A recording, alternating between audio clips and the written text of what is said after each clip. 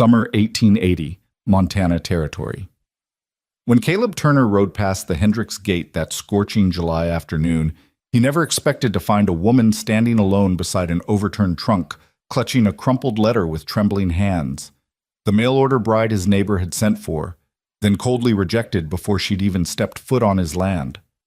One look at her tear-streaked face, and Caleb knew his quiet life was about to change forever. Stay with me until the end of this story, and drop a comment with your city name so I can see how far this tale has traveled. The Montana sun hung merciless in the afternoon sky, turning the dirt road into ribbons of dust that clung to everything they touched. Caleb Turner guided his mare, Sadie, along the familiar path toward town, his mind occupied with the mundane concerns of a rancher in high summer, fence posts that needed replacing, cattle that required moving to higher pasture, the persistent leak in his barn roof that he'd been meaning to fix for 3 weeks now. He was a man of 32 years, weathered by wind and work, with hands that bore the permanent stains of labor and eyes that had learned to read the sky better than any book. His ranch, modest by the standards of the wealthy cattlemen who dominated the territory, was enough for him.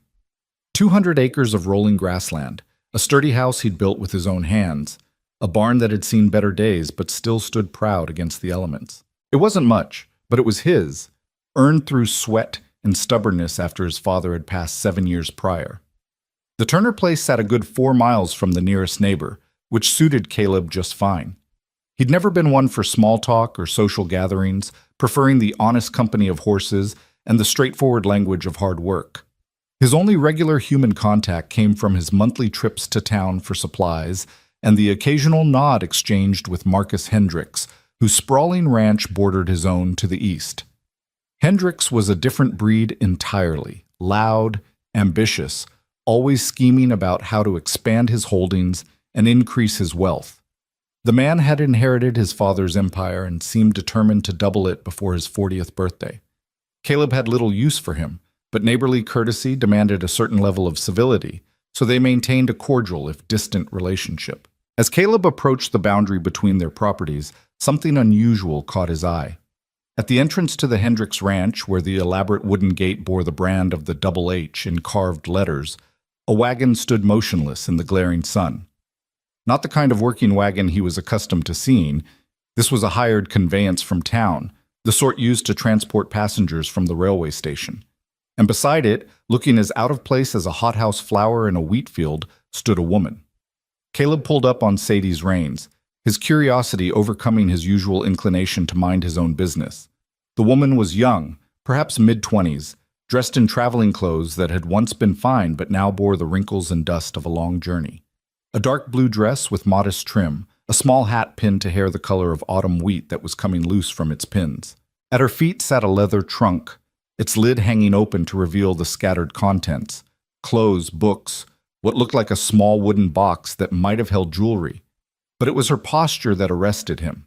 She stood with her spine rigid, one hand pressed against her mouth, the other clutching a piece of paper so tightly her knuckles had gone white.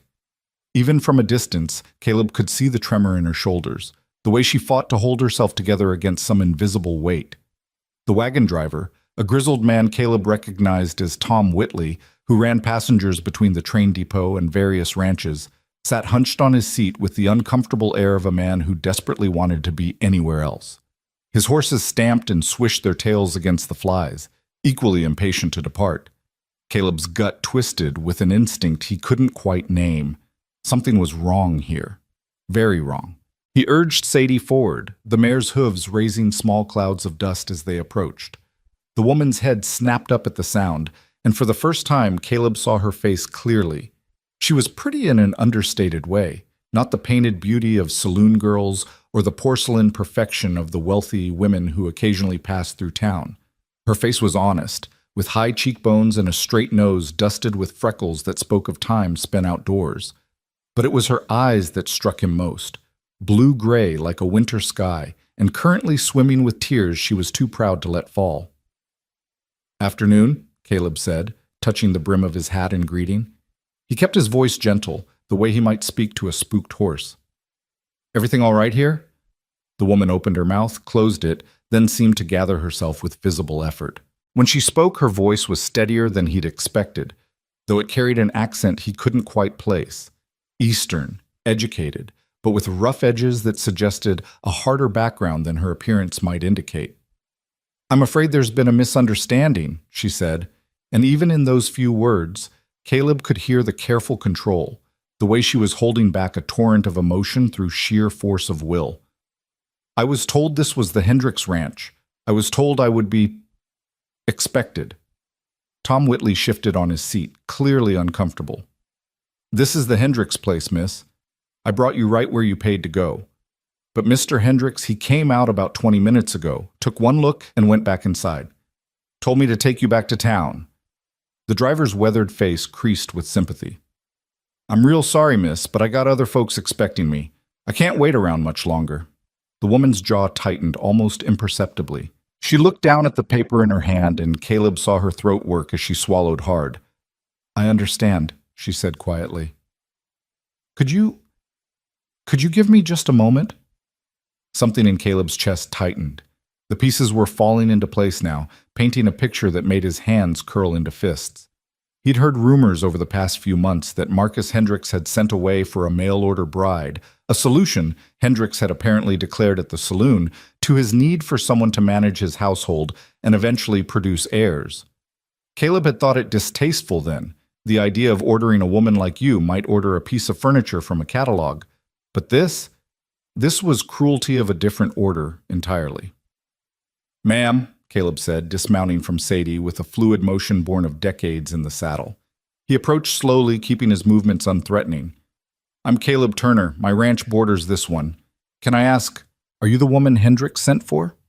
Her chin came up, and he saw a flash of defiance in those stormy eyes, despite the tears threatening to spill over. "Clara Whitfield. And yes, I am.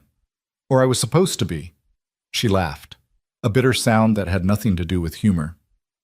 "We corresponded for 4 months. He sent money for my passage from Boston, described his ranch, his life, his hopes for the future. He seemed—" She stopped, shaking her head. "It doesn't matter what he seemed." "What happened?" Caleb asked, though he suspected he already knew. Clara held out the crumpled paper in her hand. After a moment's hesitation, Caleb took it, smoothing out the wrinkles to read the harsh scrawl written there. "Miss Whitfield. I cannot in good conscience proceed with our arrangement. Your appearance does not match the expectations set by your photograph, and I have reason to believe you were not entirely truthful in your correspondence. I will arrange for your return passage to Boston, but I cannot offer you a place in my home. I wish you well in your future endeavors. M. Hendricks." Caleb read it twice, his anger building with each word. The arrogance of it, the casual dismissal, as if this woman were nothing more than a disappointing purchase to be returned to the store. He looked up at Clara, who was watching him with a mixture of embarrassment and defiance. "I was truthful," she said, her voice low but fierce. "Every word I wrote was the truth. The photograph was 2 years old, yes, but it was me. I've lost weight since then. Times have been hard, but I never lied about who I was or where I came from." "I don't doubt it," Caleb said, and he was surprised by the vehemence in his own voice. He handed the letter back to her, resisting the urge to tear it to pieces. "Hendricks is a fool." "Folks," Tom Whitley called down from his perch, his voice apologetic but firm. "I really do need to be moving along. Miss, I can take you back to town, but I need to leave now. The hotel can put you up for the night, and we can sort out your train ticket back east in the morning." Claire's composure finally cracked. Her hand flew to her mouth and a sound escaped her, half sob, half laugh. "The hotel," she repeated. "Yes, of course. The hotel." She turned to her trunk, kneeling beside it to begin gathering the scattered contents with shaking hands. "I'm sorry. I'm so sorry for the trouble." Caleb watched her try to fold a dress that had come loose, watched her hands fumble with the simple task, watched a tear finally escape and track down her cheek. Something inside him, some long-dormant sense of rightness and justice, made a decision before his rational mind could intervene. "Wait," he said. Clara looked up at him, hope and fear warring in her expression. "How much money do you have?" Caleb asked bluntly. She blinked, clearly taken aback by the question. Mr. Hendricks sent funds for the journey, but those are nearly exhausted. I have perhaps $3 left to my name. Family back east? A shadow crossed her face. No, no family. Job prospects, friends, anywhere to go? Each question seemed to strip away another layer of her composure. No, she whispered. I worked as a seamstress in a factory until it closed. That's why I answered Mr. Hendricks's advertisement. I had nothing left in Boston, nothing but debts and a room I couldn't afford. She laughed again, that same bitter sound. I suppose I'll have to go back anyway and figure something out. Caleb had never considered himself an impulsive man. His life had been built on careful planning, measured decisions, the kind of methodical thinking that kept a ranch running and animals fed. But standing there in the dust and heat, watching this woman try to salvage her dignity along with her scattered belongings, he found himself saying words he'd never imagined speaking. Come with me. Clara's head snapped up. What? Come with me, Caleb repeated, more certain now. To my ranch. I have a spare room. It's nothing fancy, but it's clean and private. You can stay there while you figure out what comes next. No obligations, no expectations, just a roof over your head and time to think. I couldn't possibly, Clara began, but Caleb held up a hand. You could, and you should. Look, I know we're strangers. I know you have no reason to trust me, but you can ask anyone in town. Caleb Turner is a man of his word. I'm offering you a place to stay, nothing more. You keep to yourself if you want, or you help out around the ranch if you prefer. Either way, it's better than burning your last $3 on a hotel room and facing down a trip back east with empty pockets. Tom Whitley was watching this exchange with frank interest, his earlier impatience forgotten. Clara looked between the two men, her mind clearly racing through possibilities and dangers. Why would you do this? She asked finally. You don't know me. Caleb considered the question. Why indeed? He barely understood it himself. But as he looked at her, at the pride in her spine despite the tears on her cheeks, at the strength it must have taken to travel halfway across the country to start a new life, at the courage required to remain standing when that new life had just been crushed before it could begin, he found his answer. Because it's the right thing to do, he said simply. Because Hendricks did you wrong, and somebody ought to make it right. And because, he paused, choosing his words carefully, because nobody should be left standing alone at a gate with nowhere to go. The silence stretched between them, broken only by the stamping of horses and the distant call of a crow. Clara studied his face, and Caleb had the uncomfortable sensation of being thoroughly examined, weighed, and measured by those keen eyes. Finally, she spoke. If I accept it's only temporary, until I can find work, earn enough for passage somewhere, make my own way. I won't be a burden on your charity. Fair enough, Caleb agreed. And I'll work for my keep. I'm a good cook, and I can sew, clean, tend animals. I grew up on a small farm before, She stopped herself. I'm not afraid of hard work. I never thought you were. Clara took a deep breath, seemed to make up her mind, and nodded. Then I accept your offer, Mr. Turner. With gratitude. Caleb, he corrected, if you're going to be staying at my ranch, even temporarily, we might as well be on first-name terms. Clara, she replied, and for the first time since he'd arrived, something like a real smile flickered across her face.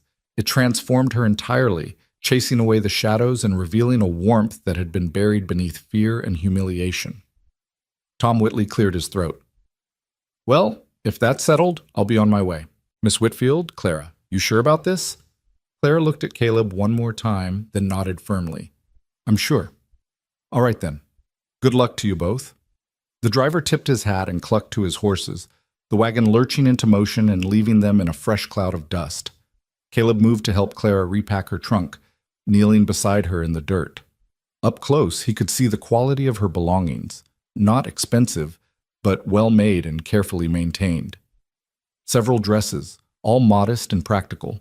A few books, their spines cracked from repeated reading. A hairbrush with a simple wooden handle.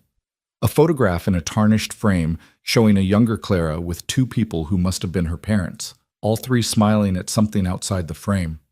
I'm sorry, Clara said quietly as they worked. I know this must be incredibly awkward for you, taking in a strange woman, dealing with your neighbors. She stopped, her hand stilling on a folded petticoat. You'll probably face gossip because of this. Caleb shrugged, closing the trunk's lid and latching it securely. Let them talk. Anyone who knows me knows I'm not the type to... He paused, searching for delicate phrasing. I'm offering you a safe place, Clara. Nothing more. Your reputation is your own, and I'll do nothing to compromise it. Thank you, she whispered. Together they secured the trunk to Sadie's saddle. The mare was strong enough to bear the extra weight for the relatively short journey to his ranch. Clara would have to walk, but she nodded when he explained this, gathering her skirts with practical efficiency. As they started down the road, leaving the ornate gates of the Hendricks ranch behind, Caleb found himself acutely aware of the woman walking beside him. She moved with her head high despite everything, her step steady even though she must be exhausted from travel and emotional turmoil. There was steel in her spine, he realized. Whatever had brought her to this point, whatever hardships she'd faced, they hadn't broken her. How long were you standing at that gate? He asked after they'd walked in silence for a few minutes. About an hour, Clara said. Mr. Hendricks came out shortly after the wagon arrived. He looked at me for perhaps 30 seconds, handed me that letter, and went back inside without another word. Tom offered to take me back to town right away, but She trailed off, looking embarrassed. I kept thinking there must be some mistake, that surely he would come back out, explain that there was a misunderstanding. It seemed impossible that someone could be so cruel. Caleb's jaw tightened. Marcus Hendricks is many things, but kind ain't one of them.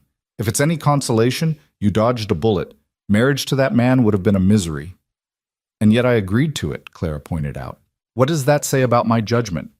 It says you were desperate enough to take a chance on something that looked like hope, Caleb replied. Can't fault anyone for that. They continued in companionable quiet, the only sounds the thud of Sadie's hooves, the creak of leather, and the ever-present whisper of wind through the grass. The sun had begun its slow descent toward the western horizon, painting the landscape in shades of gold and amber. This was Caleb's favorite time of day, when the harsh light softened and the world seemed to breathe easier. After another mile, Clara spoke again. Tell me about your ranch. If I'm to stay there, even briefly, I should know what I'm walking into. Caleb considered how to describe the Turner place. It's nothing fancy, he began. House is solidly built, 2 bedrooms, a main room that serves as kitchen and sitting area, and a small study my father used for record keeping. Barn's seen better days, but keeps the animals dry. I've got about 24 cattle, 4 horses, including Sadie here, some chickens, and a goat that showed up one day and refused to leave. Despite everything, Clara laughed. A real laugh this time. A squatter goat? Goes by the name of Gertrude, though I can't take credit for that. That was the name on the tag she was wearing when she appeared. Best I can figure, she wandered off from a homestead that went under and decided my barn was preferable to whatever else was on offer. And you just let her stay? Seemed cruel to kick her out. She earns her keep, good milk, and she's better than a dog for warning about coyotes or strangers approaching. As they talked, Caleb found himself relaxing. Clara asked intelligent questions about the ranch operations, the challenges of working the land, the rhythms of the seasons. She didn't pretend to know more than she did, but she clearly had actual experience with farm life, as she'd claimed. When he mentioned the difficulty of keeping predators away from the chickens, she suggested a design for a more secure co-op that showed genuine understanding of the problem. You really did grow up on a farm, he observed. Clara nodded. My father worked a small plot in western Massachusetts. Nothing like the open country out here. Our whole farm would probably fit in one corner of your range. But I learned the basics, how to tend animals, grow vegetables, preserve food for winter. Her expression grew distant. We lost the farm when I was 15. Father died of pneumonia, and mother, she didn't last long after. I went to Boston to live with an aunt who'd married into some money. She got me the factory job, said it was better than being in service. Was it? No, Clara said simply. But it was work, and work meant surviving. I did it for 8 years before the factory closed. My aunt had passed by then, and I had no other family, no prospects, she gestured helplessly. No future I could see. Then I saw Mr. Hendricks' advertisement in a newspaper. Seeking a capable woman of good character for marriage. Must be hard-working and of sound moral fiber. a home and security offered to the right candidate. It seemed like an answer to prayer. And now? Clara looked at him, and in the fading light her eyes were unreadable. Now I'm walking down a dusty road with a stranger, carrying everything I own in a trunk, with no idea what tomorrow holds. I should probably be terrified. Are you? She considered this. No, she said finally. Not of you, anyway. You have an honest face, Caleb Turner, and I'm a good judge of character. Recent evidence to the contrary. The last was said with self-deprecating humor that made him smile. Recent evidence suggests Hendricks is a good actor, Caleb corrected. Takes a particular kind of deception to maintain a 4-month correspondence full of pretty lies. Sinbad Satat Perrier. They crested a small rise, and Caleb's ranch came into view below. The sturdy log house nestled in a shallow valley. The barn behind it. The creek that ran along the southern border glinting in the sunset. Smoke rose from the chimney, which was odd until Caleb remembered he'd left a slow fire burning in the stove that morning. The whole scene looked peaceful, solid, real. There it is, he said. The Turner place. Not much to look at, but it's home. Clara stopped walking, her hand rising to shade her eyes as she took in the view. Caleb tried to see it through her eyes, the simple buildings, the rough-hewn fences, the vast emptiness of the surrounding land. After the cities she must have known, the crowds and noise and constant motion, this must seem like the edge of the world. But when she spoke, her voice was soft with something that sounded almost like wonder. It's beautiful. Caleb glanced at her in surprise. Beautiful? All this space, Clara said. All this quiet. All this... She spread her arms, encompassing the endless sky, the rolling grass, the mountains purple with distance on the horizon. Possibility. In Boston, everything was decided already. Every street mapped, every building placed, every life running in its established groove. But this... She turned to him, and her smile was genuine now, touched with the first hint of hope he'd seen. This feels like you could be anyone, become anything, like the world hasn't been written yet. Something in Caleb's chest loosened at those words. He'd always loved this land, but he'd never quite found the language for why. Clara, this stranger from the east who'd been abandoned at a gate just hours ago, had somehow captured it perfectly. "Come on," he said gruffly, to cover the unexpected emotion. "Let's get you settled before the sun goes down completely." They descended into the valley, Sadie following placidly behind. As they approached the house, Caleb noticed details he usually overlooked. The weeds growing up around the porch posts, the shutter that hung slightly crooked, the general air of masculine neglect that came from a man who lived alone and prioritized function over form. "It's a bit rough around the edges," he apologized as he tied Sadie to the hitching post. "I don't usually have company." "It's fine," Clara assured him, but he caught her eyeing the cluttered porch with an expression that suggested she was mentally cataloging work to be done. Caleb unloaded her trunk, carrying it up the steps with a grunt of effort. It was heavier than it looked. He pushed open the front door, which he rarely bothered locking, and led her inside. The main room was exactly as he'd left it that morning. Breakfast dishes still on the table, his coat thrown over the back of a chair, a saddle he'd been repairing occupying one corner. Books and papers covered every available surface, and dust motes danced in the shaft of sunset light pouring through the western window. The air smelled of wood smoke, coffee, and the general mustiness of a house that needed more airing out than it got. Caleb watched Clara take it all in, feeling suddenly self-conscious. How long had it been since anyone other than himself had stood in this room? Years, certainly. And now here was this refined Eastern woman looking at his bachelor's chaos with unreadable eyes. "I know it's not much," he started, but Clara interrupted him. "It's warm," she said simply. "It's shelter. It's more than I had an hour ago." She set down the small bag she'd been carrying and turned to face him squarely. "Thank you, Caleb, truly. You didn't have to do this, and I won't forget it." Caleb cleared his throat, uncomfortable with gratitude. "Yeah, well, let me show you your room, then I'll see about getting some supper together." He led her through the main room to one of the 2 bedrooms, the smaller one that had been his father's before his death. It held a simple bed with a wooden frame, a dresser with a cracked mirror, a small table with an oil lamp, and a chair by the window. Clean but spare, the room showed no signs of recent habitation. "It's not fancy," Caleb said again, setting her trunk at the foot of the bed. "But the roof doesn't leak, and you'll have privacy. I'll be in the other bedroom, and I'll make sure to knock if I need anything. Door has a lock on the inside if that makes you more comfortable." Clara moved to the window, looking out at the barn and the hills beyond. "It's perfect," she said quietly. Then, turning to face him, "I meant what I said earlier. I'll work for my keep. Tomorrow morning, I'll start earning my place here." "Tomorrow morning, you'll rest," Caleb countered. "You've had a hell of a day. Work can wait." Rest is a luxury I can't afford right now, Clara said, but there was no heat in it. She looked exhausted, now that he really looked at her. Shadows under those gray-blue eyes, a tension in her shoulders that spoke of burdens carried too long. "But I appreciate the sentiment."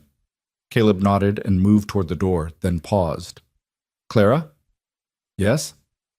"Whatever Hendricks said in that letter, whatever made him turn you away, he was wrong.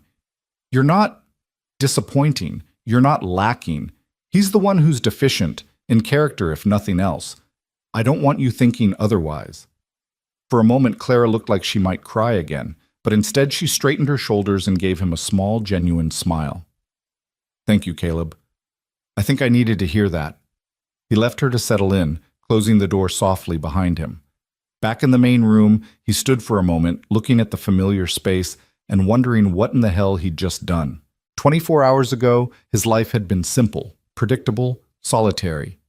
Now he had a boarder, a female boarder no less, and the knowledge that his quiet routine was about to be thoroughly disrupted. But as he moved to start preparing supper, cleaning off the table and stoking the fire in the stove, Caleb found he didn't regret his impulse. There was something right about having another person in the house, another voice to break the endless silence. And there was something particularly right about it being Clara, this strong, proud woman who'd been dealt a rotten hand but refused to fold.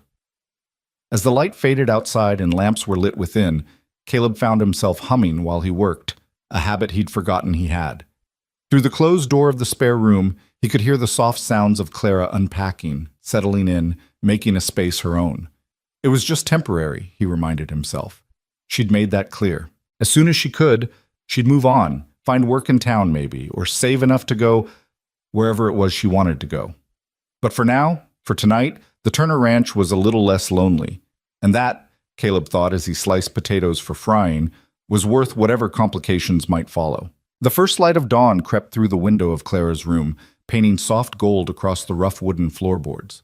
She'd barely slept, her mind too restless with the upheaval of the previous day, her body too aware of the unfamiliar sounds of this new place, the creak of settling timber, the distant lowing of cattle, the whisper of wind that never seemed to cease. But as she lay in the narrow bed, staring at the ceiling beams, she felt something she hadn't expected to feel. Safe. It was a fragile sensation, tentative as the morning light, but it was there nonetheless. The door had a lock, just as Caleb had promised. The room was clean and private. And most importantly, the man who'd brought her here had asked nothing of her beyond her name and her story. No leering looks, no inappropriate suggestions, no sense that his charity came with hidden costs. Just quiet decency from a stranger who'd seen someone in need and acted. Clara rose and dressed carefully in her plainest work dress, a faded brown cotton that had seen better days but was sturdy and practical. She pinned her hair back with methodical precision, studying her reflection in the cracked mirror. The woman who looked back at her bore little resemblance to the hopeful bride who'd boarded a train in Boston 3 weeks ago. That woman had been naive, desperate, willing to gamble everything on words written by a stranger. This woman, the one standing in a borrowed room on a Montana ranch, needed to be harder, smarter, more self-reliant. She would not make the mistake of depending on anyone's kindness again. Caleb Turner had given her shelter, and for that she was grateful. But gratitude was not the same as obligation. She would earn her place here honestly, and when she'd saved enough money, somehow, some way, she would move on. Independence was the only safety that truly mattered. Clara opened her door quietly, not wanting to wake Caleb if he was still sleeping, but the main room was already bright with morning sun and bustling with activity. Caleb stood at the stove, his back to her, working a cast iron skillet over the heat. The smell of frying bacon filled the air, along with coffee so strong she could taste it from across the room. "Morning," Caleb said without turning around. "Hope you slept all right." "Well enough, thank you," Clara replied, smoothing her skirts as she moved into the room. In the daylight, she could see more clearly what she'd only glimpsed the night before. The space was larger than she'd realized, with good bones beneath the clutter. A stone fireplace dominated one wall, its mantel crowded with odd objects: rocks, a bird's nest, what looked like a fossilized piece of wood. The furniture was handmade but solid, built to last rather than to impress. Books overflowed from a shelf near the window, their spines cracked and pages dog-eared from repeated reading. It was a room that had been lived in, worked in, but not cared for in the way a woman might care for it. Not neglected exactly, but overlooked, as if the person who inhabited it had more important things on his mind than dust or organization. "I hope you don't mind," Caleb continued, sliding bacon onto a plate, "but I took the liberty of making breakfast. Figured you'd be hungry after yesterday." "I don't mind at all," Clara said, "though I did promise to earn my keep. You shouldn't be waiting on me." Caleb finally turned to face her, and in the morning light, Clara saw him properly for the first time. He was tall and lean, built with the wiry strength of someone who performed hard physical labor daily. His face was weathered, lined at the eyes and mouth in a way that suggested he smiled more often than he frowned, though his expression now was serious, assessing. Dark hair touched with gray at the temples, despite what she guessed was only early 30s. Eyes the color of strong coffee, steady and direct. He was, she realized with a small start, handsome in an unpolished way. Not like the clean-shaven men of Boston with their pomaded hair and soft hands, but attractive nonetheless. The thought made her uncomfortable, so she pushed it aside firmly. "We can talk about earning keep after you've had some food," Caleb said, gesturing to the table, which he'd cleared of the previous day's clutter. 2 plates waited there, along with cups for coffee. "Sit, eat, then we'll figure out how things are going to work around here." Clara wanted to argue, to assert her independence immediately, but her stomach betrayed her with an audible growl. She hadn't eaten since a stale biscuit on the train yesterday morning. Swallowing her pride, she sat. Caleb brought the plates over, bacon, fried eggs, thick slices of bread toasted over the fire. Simple food, but well prepared and generous. He poured coffee into her cup, and she wrapped her hands around it gratefully, inhaling the rich steam. They ate in silence for several minutes, the only sounds the clink of cutlery against plates and the morning chorus of birds outside. Clara found herself studying Caleb surreptitiously between bites. He ate with the efficient manner of someone who viewed meals as fuel rather than social occasions, but there was nothing crude about his table manners.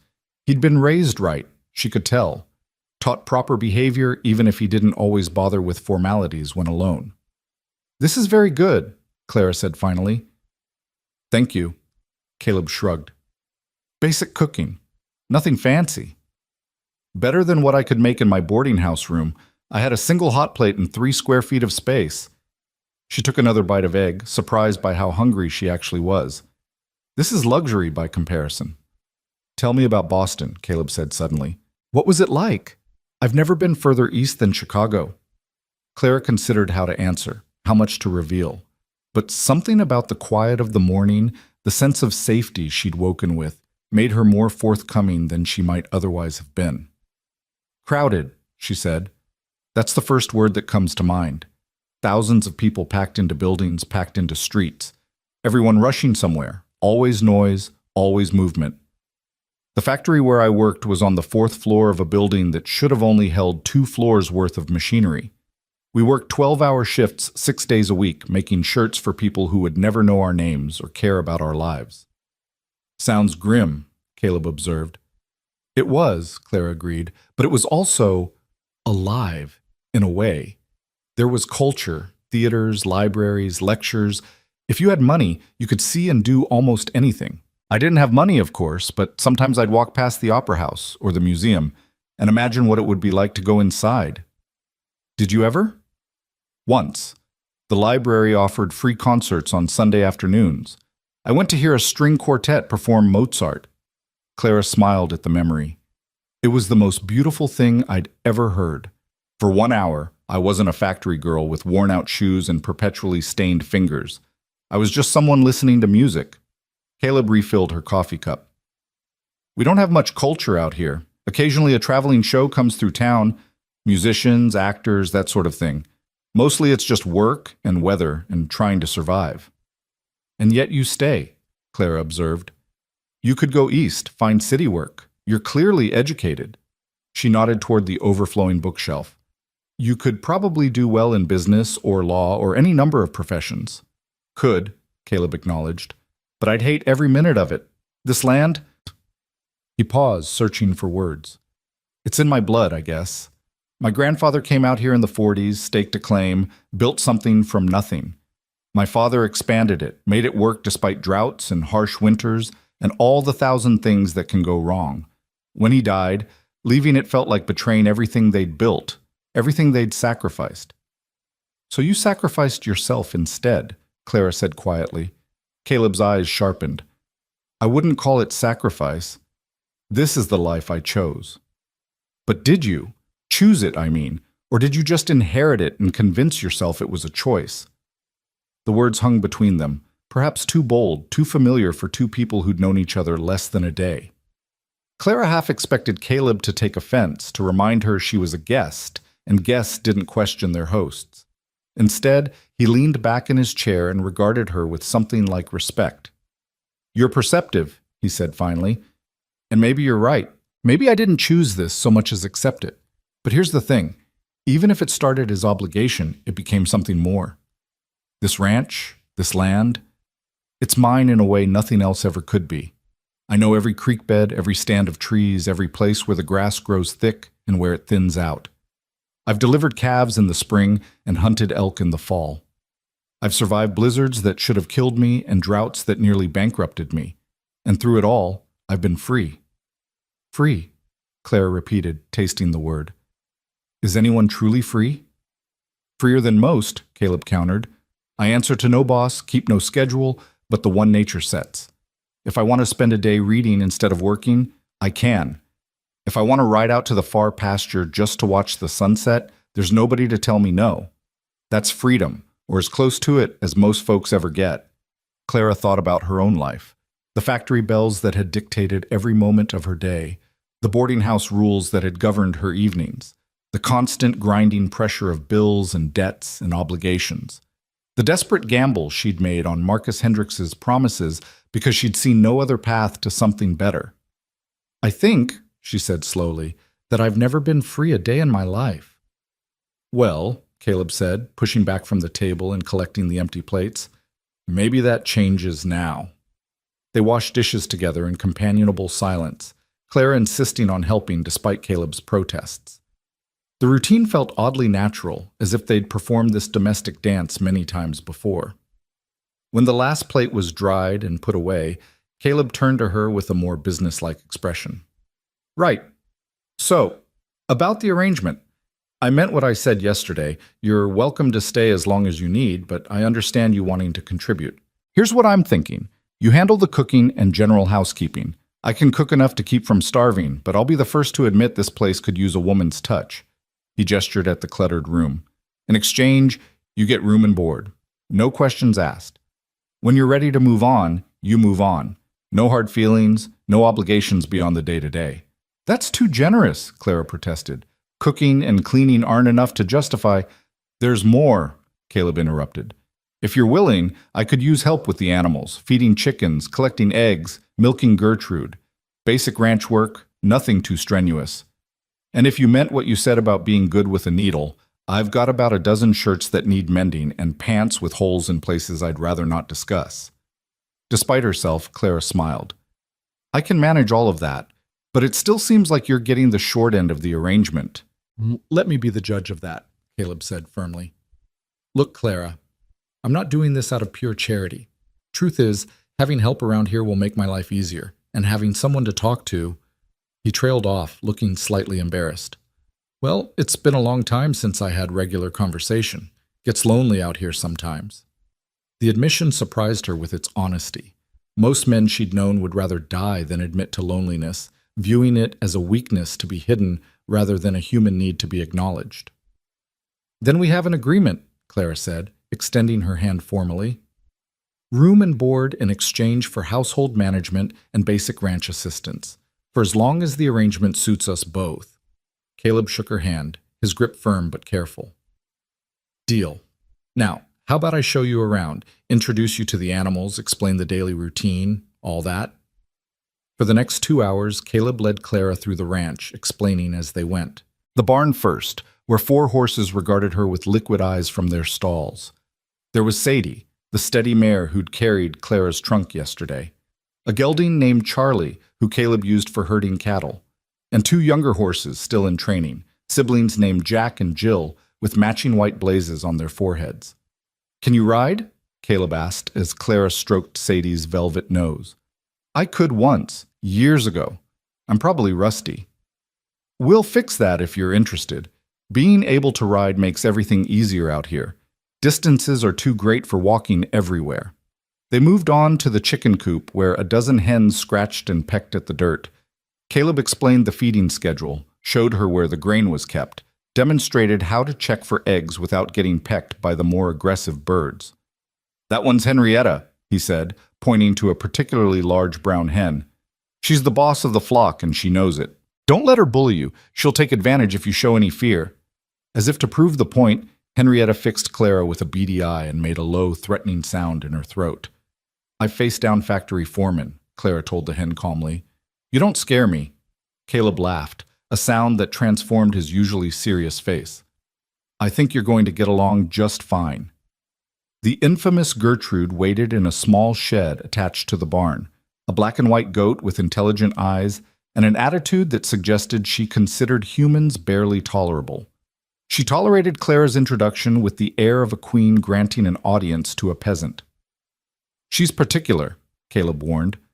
Doesn't like anyone touching her except during milking time, and even then she's liable to kick if you're not paying attention.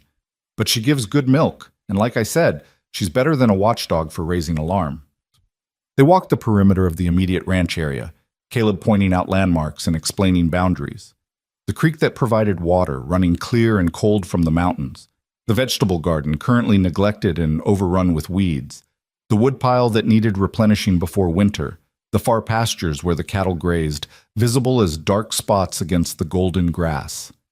Clara absorbed it all, her practical mind already cataloging tasks and possibilities. The garden could be salvaged. It wasn't too late in the season to get a decent harvest of root vegetables and late greens. The house needed a thorough cleaning, but the structure was sound. The chicken coop could be improved with some minor repairs that would make egg collection easier and safer. There was work here, honest work, the kind that produced tangible results. It's a lot, Caleb said as they stood looking out over the land. I know it probably seems overwhelming, but you don't have to do everything at once. Take your time, figure out your own routine. I'm not overwhelmed, Clara said. I'm grateful. For the first time in years, I can see a purpose to my days beyond just surviving until the next day. They headed back toward the house, walking side by side through the tall grass. The sun had climbed higher, burning off the last of the morning coolness and promising another hot afternoon. Insects hummed in the air, and somewhere a hawk called out, circling on thermal currents invisible to human eyes. Can I ask you something? Clara said as they approached the porch. Sure. Yesterday, you said nobody should be left standing alone at a gate with nowhere to go. It seemed like maybe you weren't just talking about me. Like maybe you've been there yourself in some way. Caleb was quiet for a long moment, his jaw working as if chewing on whether to answer. Finally, he spoke. After my father died, there was a woman, Elizabeth. We'd been courting for about a year, had an understanding that we'd marry. She was the daughter of one of the big ranchers, educated back east, pretty as a picture. I thought she loved me, and I know I loved her. He paused, staring out at the horizon. But after the funeral, when it became clear just how much debt my father had left, how precarious the ranch's finances were, Elizabeth's father put an end to things. Said he wouldn't see his daughter tied to a failing operation. She didn't fight him on it, just handed me back the ring I'd given her and married a banker from Denver 6 months later. I'm sorry, Clara said quietly. It was 7 years ago. I got over it. But the way he said it suggested that wasn't entirely true. But standing there yesterday, watching you hold that rejection letter from Hendricks, I remembered what it felt like. To be judged and found wanting. To have someone look at you and decide you're not enough. He turned to face her. I wouldn't wish that feeling on anyone. Clara felt something shift in her chest, a softening toward this man who'd saved her from humiliation and desperation. Not attraction exactly, or if it was, she refused to examine it too closely, but a deeper understanding. They were both wounded in their way, both carrying scars that hadn't fully healed. Thank you for telling me that, she said. And for the record, Elizabeth's loss was your gain. Anyone who values money over character isn't worth having. Caleb smiled, but it was tinged with sadness. Funny, that's almost exactly what my father would have said. They spent the rest of the morning working together. Caleb had cattle to check on in the far pasture, so Clara tackled the house, starting with the main room. She opened all the windows to let fresh air sweep through, then began the process of organizing the chaos into something resembling order. Books went on shelves, papers into neat stacks, dishes to their proper places. She found a broom in a closet and swept the floors, then attacked the dust that had settled on every surface. As she worked, she found herself humming, old songs her mother had taught her, melodies that had been buried beneath years of factory noise and city clamor. The physical labor felt good, purposeful in a way that factory work had never been. There, she'd been a cog in a machine producing products she'd never use for people she'd never meet. Here, every clean surface and organized shelf directly improved her immediate environment. The results were visible, satisfying. She was scrubbing the table when she heard hoofbeats approaching. Through the window, she saw Caleb returning on Charlie, the horse's coat dark with sweat. He dismounted with fluid ease and led the gelding to the barn, moving with the natural grace of someone who'd spent a lifetime in the saddle. Clara turned back to her work, but she found her thoughts drifting to her employer, if that was even the right word for what Caleb was. He'd said this wasn't charity, that he was getting something out of the arrangement too, but Clara couldn't quite believe that. The work she was doing, while helpful, hardly seemed equivalent to room, board, and sanctuary, which meant he was either lying about his motivations or genuinely didn't realize how much more he was giving than receiving. She suspected the latter. There was a straightforwardness about Caleb that suggested he wasn't capable of much deception. He said what he meant and meant what he said, a refreshing quality in a world where Clara had learned to distrust pretty words and promises. "Good Lord," Caleb said from the doorway, pulling her from her thoughts. "Did you clean or perform magic? I barely recognized the place." Clara straightened, wiping her hands on her apron. "Just basic housekeeping, though I'd argue it had been neglected long enough to qualify as advanced housekeeping." Fair point. Caleb hung his hat on a peg by the door and surveyed the transformed room. "Looks good. Really good. Makes me realize how much I'd let things go." "It happens when you're managing everything alone," Clara said. "You prioritize what's necessary for survival and let everything else slide." "I did the same in my boarding house room." Caleb moved to the water bucket, ladled out a drink, and downed it in one long swallow. "I checked the cattle. Everything's fine out there, but I noticed some fence damage on the western boundary. I'll need to spend tomorrow repairing it before we lose any stock." "Is that dangerous? The repair work, I mean." "Can be. Bulls don't always appreciate you messing with their territory, but it's necessary." An idea formed in Clara's mind, bold and probably foolish, but she spoke before she could talk herself out of it. "Could you teach me?" "How to mend fences, I mean. I want to learn ranch work, real ranch work, not just the domestic tasks." Caleb raised his eyebrows. "It's hard labor, hot, dirty, and sometimes dangerous." So was the factory, except it paid worse and offered no room for advancement. Clara met his gaze steadily. "I'm stronger than I look, and I learn quickly. If I'm going to be here, even temporarily, I might as well learn skills that could be useful elsewhere." "Elsewhere?" Caleb repeated. "You thinking of becoming a rancher?" "I'm thinking of keeping my options open. Who knows? Maybe I'll move on and find work on another ranch. Or maybe I'll end up somewhere that these skills prove useful in ways I can't predict. Point is, I'd rather learn than stay ignorant." Caleb studied her for a long moment, and Clara had the sense she was being tested somehow. Finally, he nodded. "All right. Tomorrow, you come with me to mend fence. But you follow my instructions exactly. especially around the cattle. Agreed? Agreed. Good. Now what's for lunch? All this discussion of hard labor has made me hungry. They ate simple fare: bread, cheese, and apples from a barrel in the cellar that was miraculously still good. Caleb explained the basics of food preservation and storage for the winter months, a topic that led to a broader discussion of seasonal rhythms and the constant planning required to run a successful ranch. You're always thinking 6 months ahead, he explained. What you do in spring affects summer. What you do in summer determines how you survive winter. It's like a giant puzzle that never quite solves because the pieces keep changing. But you like it, Clara observed. The challenge. I do, Caleb admitted, probably more than is healthy. My father used to say I was married to the land. Guess he was right. After lunch, Clara declared her intention to tackle the neglected vegetable garden. Caleb showed her where the tools were kept and gave her a basic primer on what might still be salvageable this late in the season.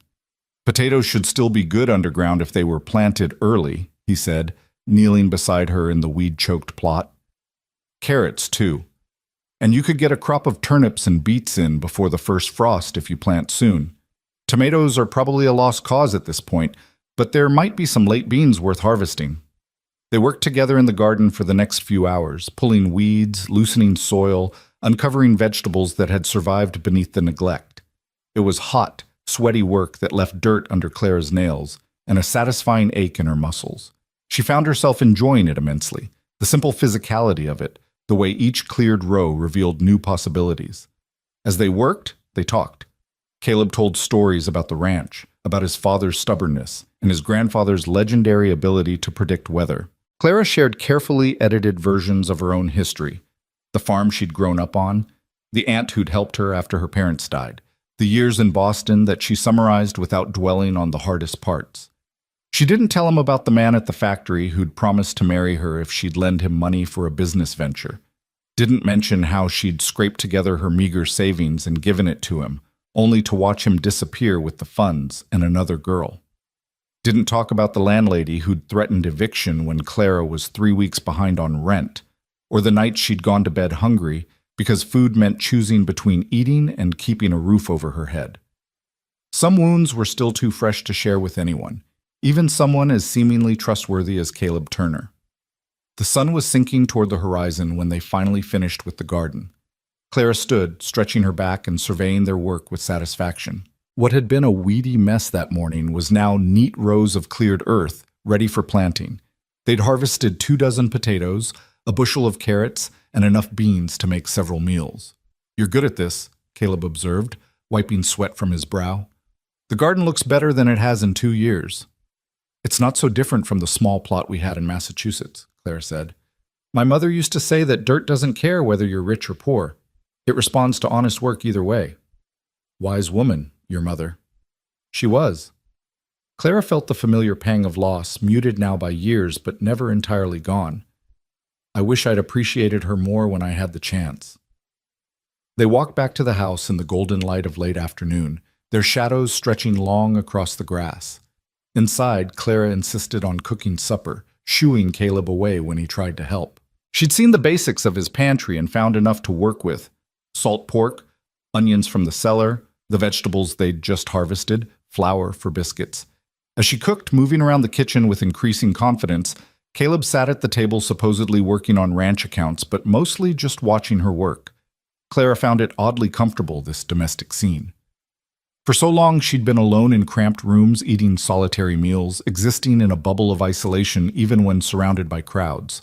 But this, cooking for someone else, hearing another person's presence in the house, felt natural in a way she hadn't expected. "You really can cook," Caleb said when she finally set plates on the table. The simple meal looked almost elegant the way she'd arranged it, with biscuits golden and steaming beside the vegetables and meat. "I told you I could," Claire replied, taking her seat. "Did you doubt me?" "Not doubt exactly, but there's a difference between competent cooking and good cooking. This is good cooking." They ate as the last light faded from the sky, talking easily now after a full day of working together. The conversation ranged from practical matters, tasks for the coming days, supplies that needed purchasing in town, to more philosophical topics. Caleb asked about Clara's reading habits, and they discovered a shared love of adventure novels and poetry. I have a collection of Whitman in my room, Caleb said. Leaves of Grass. My father thought it was scandalous, but I've read it cover to cover at least a dozen times. I celebrate myself and sing myself, Clara quoted. And what I assume you shall assume, for every atom belonging to me as good belongs to you. Caleb's face lit with surprised pleasure. You know Whitman? The factory girls weren't all illiterate, Clara said with gentle reproach. We had a lending library, borrowed books from each other. I read everything I could get my hands on. Shakespeare, Dickens, Emerson, Thoreau. Books were windows into lives beyond the factory floor. I never meant to suggest, Caleb started, but Clara waved him off. I know. Most people make assumptions about factory workers. It's easier to see us as machines than as people with minds and dreams.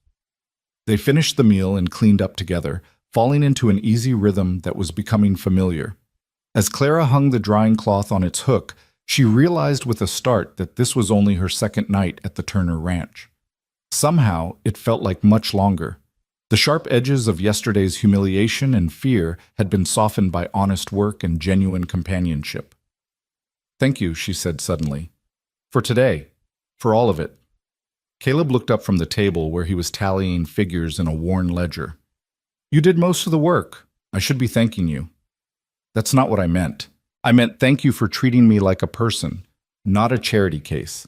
For giving me work that matters. For talking to me like an equal.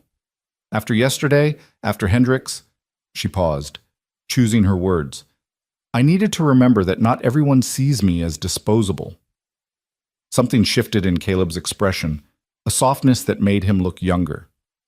Clara, I don't know what your life was like before you came here, and I won't pry, but I can tell you've been hurt, been undervalued.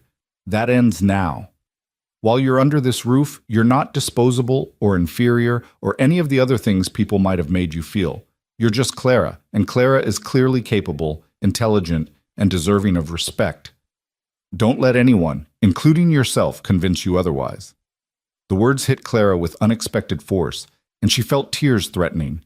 She blinked them back fiercely, refusing to cry in front of this man who'd already seen her at her lowest. Thank you, she managed. You're welcome. Now I'm going to take a walk before bed. Need to check that the barn's secured for the night. You get some rest. Tomorrow's fence mending, and it's going to be a long day. After he left, Clara stood in the quiet house, listening to the sounds of the Montana night filtering through the walls. Somewhere an owl called, its voice carrying across the darkness. The wind whispered through the grass with a sound like the ocean, though Clara had never seen an ocean to know if the comparison was accurate. She moved to the window and looked out at the star-scattered sky, vast and brilliant in a way city skies never were. Out there in the darkness, Caleb moved from house to barn, checking on animals and securing doors, performing the nightly rituals that kept this small world functioning. And in here, in this sturdy house, with its clean floors and organized shelves, Clara felt something she'd almost forgotten existed. Hope. It was tentative still, fragile as new ice on a winter pond. But it was there, warming her chest and loosening the tight knot of anxiety that had lived in her gut for longer than she cared to remember. Maybe, just maybe, she would be all right.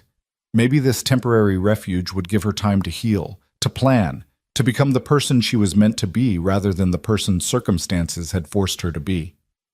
She thought about the garden they'd cleared today, the neat rows of earth waiting for new seeds.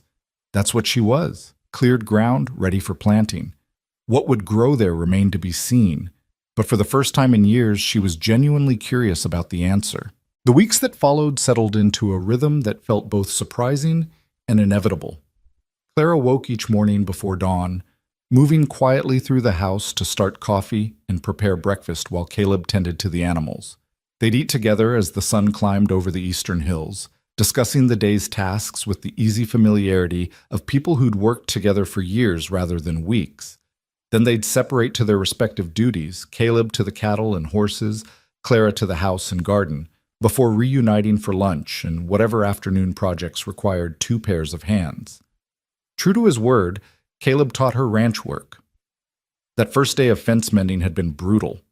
They'd ridden out together, Clara on the gentle Sadie, while Caleb led a pack horse loaded with tools and supplies. The western fence line ran for miles across rolling terrain, and the damaged section Caleb had spotted turned out to be nearly 100 yards of posts that had rotted at the base and wire that had rusted through in multiple places. Clara had watched carefully as Caleb demonstrated the proper technique for digging out old posts and setting new ones, for stretching wire tight enough to be secure but not so tight it would snap in winter cold, for fastening everything so it would hold against the pressure of curious cattle in harsh weather. Then he'd handed her the tools and told her to try. Her first attempt had been clumsy, the post crooked and the wire slack, but Caleb had simply nodded and said, "Again," without criticism or impatience. She'd tried again and again until her hands blistered and her shoulders screamed and the sun beat down on her neck with merciless intensity. But by mid-afternoon, she'd set 3 posts that Caleb declared would hold, and the small surge of pride she felt at his approval was worth every ache. They'd worked that fence line for 3 full days before declaring it finished. Clara's hands had bled, her muscles had protested every movement, and she'd collapsed into bed each night too exhausted even to read. But she'd learned. The next time they'd had to repair fence, a section damaged by a fallen tree during a summer storm, she'd worked with confidence and skill, and Caleb had complimented her technique.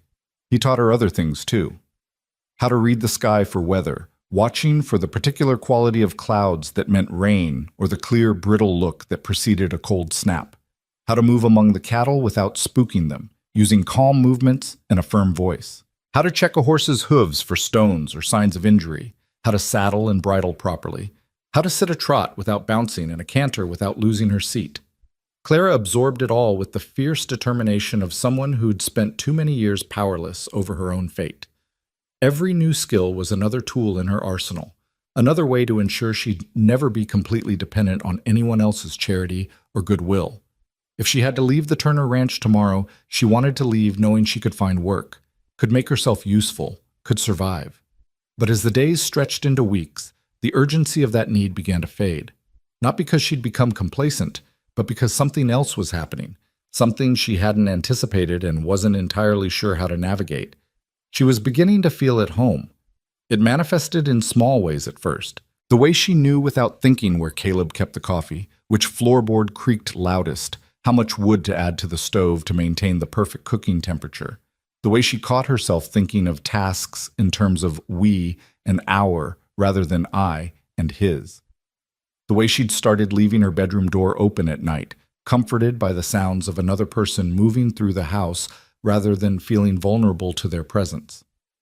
The house itself had been transformed under her care. She'd sewn curtains from fabric Caleb had driven her to town to purchase, simple cotton in a pale blue that caught the morning light and made the main room feel larger and airier. She'd organized his chaotic collection of books into some semblance of order, grouping them by subject and author in a way that made finding specific volumes actually possible. She'd scrubbed every surface, mended every piece of clothing that needed it, and established routines for cleaning and maintenance that kept the house from sliding back into bachelor neglect.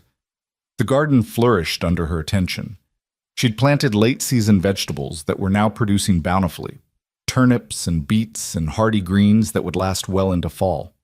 She'd found wild berry bushes along the creek and harvested enough fruit to make preserves, lining them up on a shelf in the cellar with labels written in her neat hand. She'd even coaxed the scraggly rose bush beside the front porch back to life, pruning away dead wood and fertilizing the soil until it produced a handful of deep red blooms that scented the evening air. Caleb had noticed the changes, commenting on them with genuine appreciation that never felt patronizing. He'd taken to bringing her small gifts from his trips to town, a new gardening trowel when he noticed her old one breaking, a book of poetry he thought she'd enjoy, a hair ribbon in a color that matched her eyes. Nothing expensive or inappropriate, just small tokens that said he saw her, noticed her preferences, valued her presence. And Clara, despite her best intentions to remain emotionally detached, found herself looking forward to these gestures more than she cared to admit.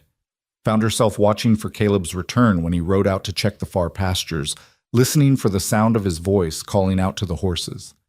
Found herself noticing details about him she had no business noticing. the way his eyes crinkled when he smiled, the strength in his hands when he helped her lift something heavy, the rare but genuine laugh that transformed his usually serious face. It was dangerous territory, this growing attachment. Clara knew that, reminded herself of it constantly. She'd come to Montana looking for security in the form of marriage to Marcus Hendricks, and that had been a disaster. She'd promised herself she wouldn't make the mistake of depending on a man again, of letting her heart lead her into situations her head knew were risky. Caleb had offered her temporary refuge, nothing more, and reading anything else into his kindness would be foolish at best and devastating at worst. But knowing something intellectually and feeling it emotionally were two different things, Clara was discovering, and her emotions were becoming increasingly difficult to control. The turning point came on a Saturday in late August. Caleb had mentioned the previous evening that he needed to ride into town for supplies and suggested Clara might want to come along. She'd been at the ranch for 6 weeks by then, but hadn't left the property once, content to remain in her small, safe world. The thought of facing townspeople, of answering questions about who she was and why she was staying with Caleb Turner filled her with anxiety she couldn't quite articulate. But Caleb had been so casual about the invitation, so clearly unconcerned about what anyone might think, that Clara had found herself agreeing. She'd need fabric soon if she was going to make herself a new dress. The few she'd brought were wearing thin from daily hard work, and it seemed cowardly to hide indefinitely. They'd set out early, the wagon loaded with eggs and vegetables Clara had prepared to sell or trade. The ride to town took nearly 2 hours, following a road that wound through increasingly populated country. They passed other ranches, some prosperous with painted houses and well-maintained outbuildings, others clearly struggling with sagging fences and overgrown fields. Caleb knew them all, nodding or calling out greetings to the people they passed, introducing Clara simply as my friend Miss Whitfield, who's staying at the ranch. The town itself was larger than Clara had expected, a bustling community of perhaps 300 permanent residents, plus the constant flow of travelers, cowboys, and prospectors passing through. Main Street featured a general store, a hotel, a church, 2 saloons, a bank, a doctor's office, and various other businesses that spoke to a town trying hard to become more than just a frontier outpost. Caleb pulled the wagon up in front of the general store, a substantial building with a false front and large windows displaying an impressive array of goods. I'll handle the business transactions if you want to look around, he offered, climbing down and offering Clara his hand to help her descend. Clara took his hand, feeling the calloused warmth of his palm against hers, and stepped down onto the boardwalk. Immediately, she felt eyes on her, people walking past casting curious glances. A group of women outside the hotel pausing their conversation to stare openly. She raised her chin, refusing to show discomfort. Inside the store, the proprietor, a balding man in his 50s with shrewd eyes and a friendly manner, greeted Caleb warmly. "Turner, haven't seen you in a month. Thought maybe you'd decided to become a hermit permanently." "Just been busy, George. Good harvest this year, lots to keep me occupied," Caleb gestured to Clara. "This is Miss Clara Whitfield. She's staying at my ranch, helping me get the place in order." George's eyebrows rose slightly, but his smile remained professional. "Miss Whitfield, welcome to Helena. I'm George Morrison, and this is my store. If you need anything at all, you just let me know." "Thank you, Mr. Morrison," Clara said, matching his businesslike tone. "I'll need fabric, thread, and some basic sewing supplies if you have them. Over on the left side, 3rd shelf back. My wife keeps that section stocked. She's in the back room right now, but I'll fetch her if you need help with anything." Clara moved through the store, aware of Caleb and George negotiating prices for the eggs and vegetables she'd brought, aware too of other customers who'd entered and were watching her with barely concealed curiosity. She focused on examining fabric, running her hands over different bolts and considering what would be most practical for ranch work. "You're the mail-order bride that Hendricks rejected." The voice came from behind her, female and sharp, with barely concealed glee. Clara turned to find 3 women regarding her with expressions ranging from pity to predatory interest. They were well dressed by frontier standards, their clothes suggesting they were wives of successful men, women with enough leisure time to spend their mornings shopping and gossiping. "I was engaged to Mr. Hendricks." "Yes," Clara said evenly, refusing to give them the satisfaction of seeing her rattled. "The engagement was dissolved by mutual agreement." Mutual agreement, one of the women repeated with a laugh that had nothing kind in it. That's a charitable interpretation. I heard he took one look at you and sent you packing. Margaret, that's unkind, the oldest of the three said, though her tone suggested she was enjoying the confrontation as much as her friend. I'm sure Miss Whitfield, was it? I'm sure Miss Whitfield did her best. Clara felt heat rising in her cheeks but kept her voice steady. If you'll excuse me, ladies, I have shopping to complete. Of course, dear. Though I must say, moving directly from Hendrick's place to Turner's ranch seems rather convenient. I do hope you're not taking advantage of that poor man's kind nature.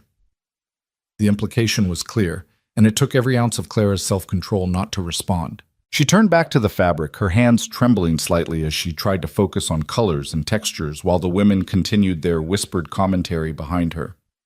I heard she was a factory girl from back east. Probably thought any man with land would do. Poor Turner. He always was too soft-hearted for his own good.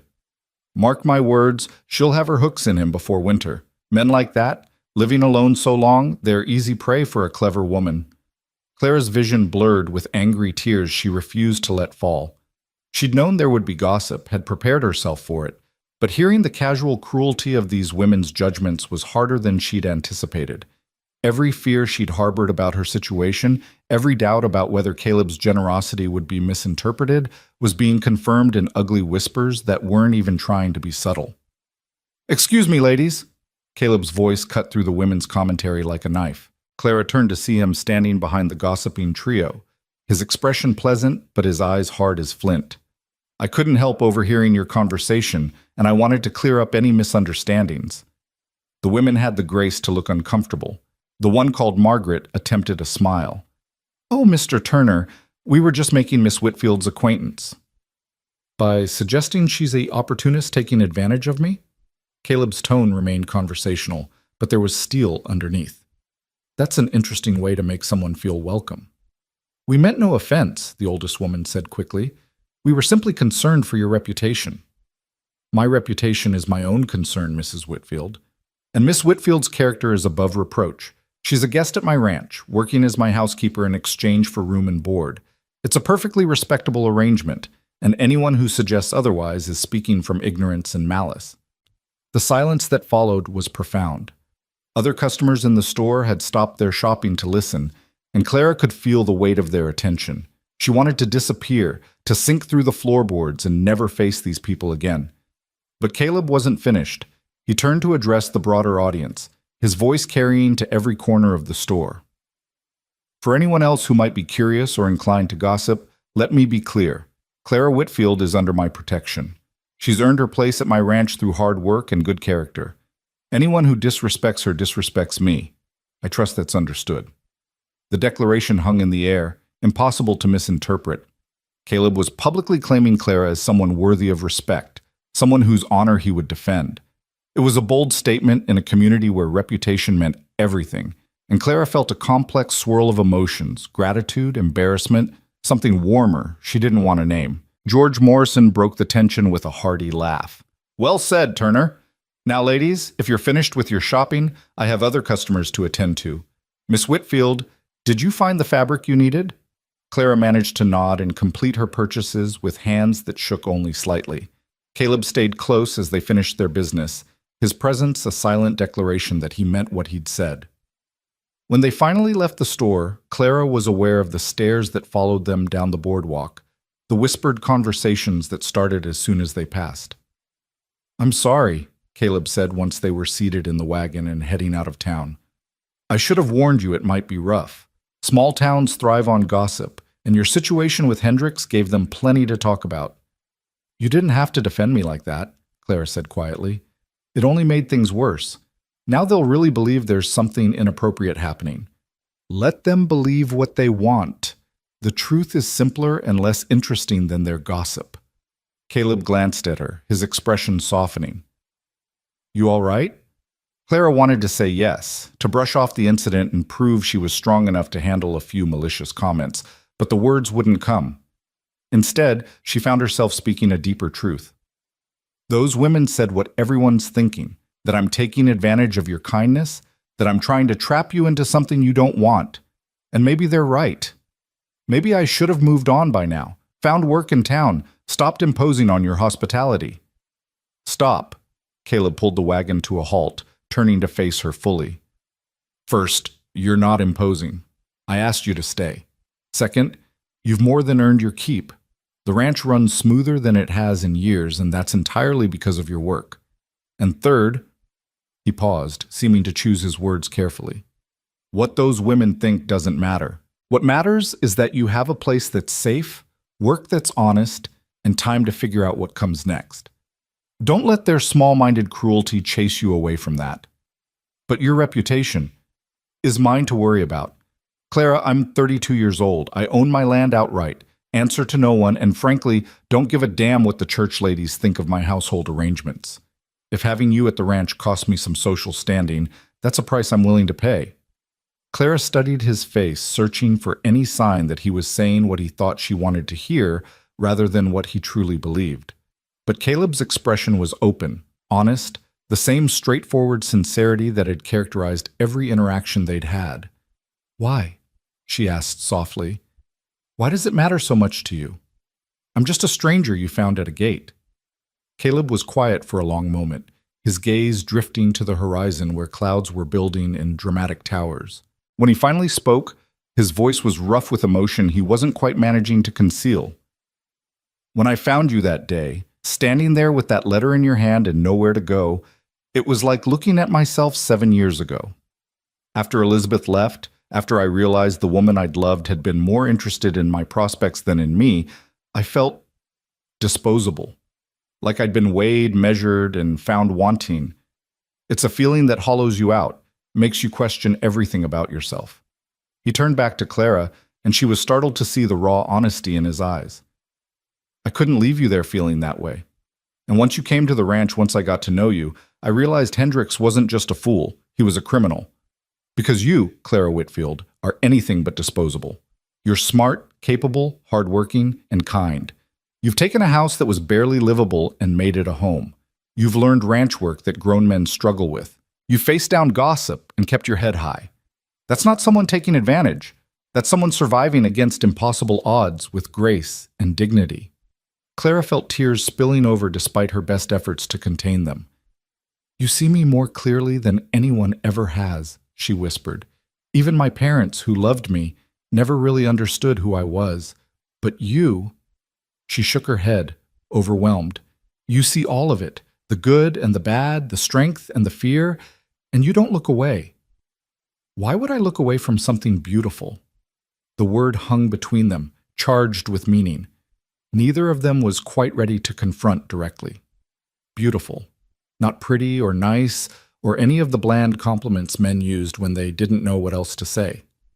Beautiful. A word that encompassed more than appearance, that spoke to something essential and valuable. Caleb seemed to realize he'd revealed more than he'd intended. He cleared his throat and gathered the reins, encouraging the horses forward. We should get back. Those clouds look like they mean business, and I'd rather not be caught in a storm. They rode in silence for several miles, but it was a different quality of silence than before, charged with awareness, heavy with things unsaid. Clara found herself acutely conscious of Caleb beside her, of the space between them on the wagon seat that felt both too far and too close. Something had shifted between them in that moment of raw honesty, something that couldn't be unshifted. The storm Caleb had predicted caught them halfway home, sudden and fierce as summer storms in the mountains often were. Rain came down in sheets, soaking them within seconds despite their attempts to huddle under the small canvas tarp Caleb pulled from the back of the wagon. Thunder crashed overhead, and lightning split the sky in brilliant forks that made the horses nervous. There! Caleb shouted over the noise, pointing to a small stand of trees that offered minimal shelter. He guided the wagon under the thickest canopy and tied the horses to keep them from bolting. They huddled together under the tarp, pressed close by necessity in the confined space.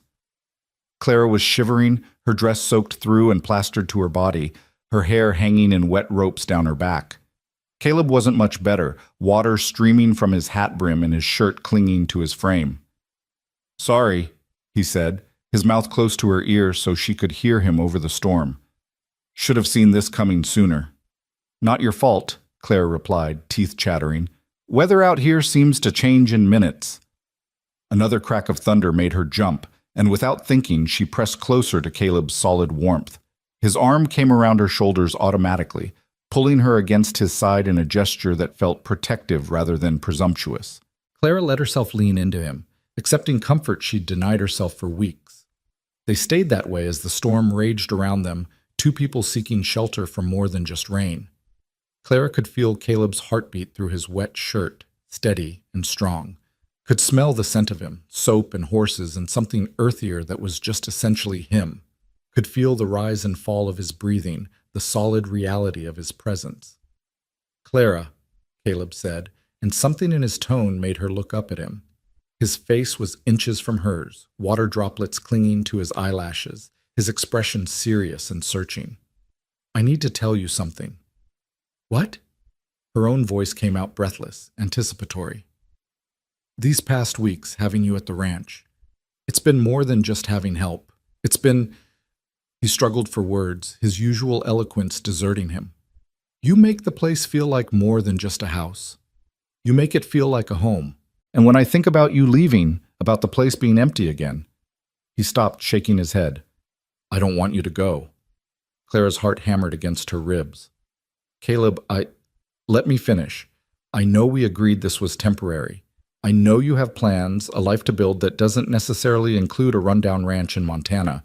But I want you to know that if you wanted to stay, really stay, there would be a place for you here.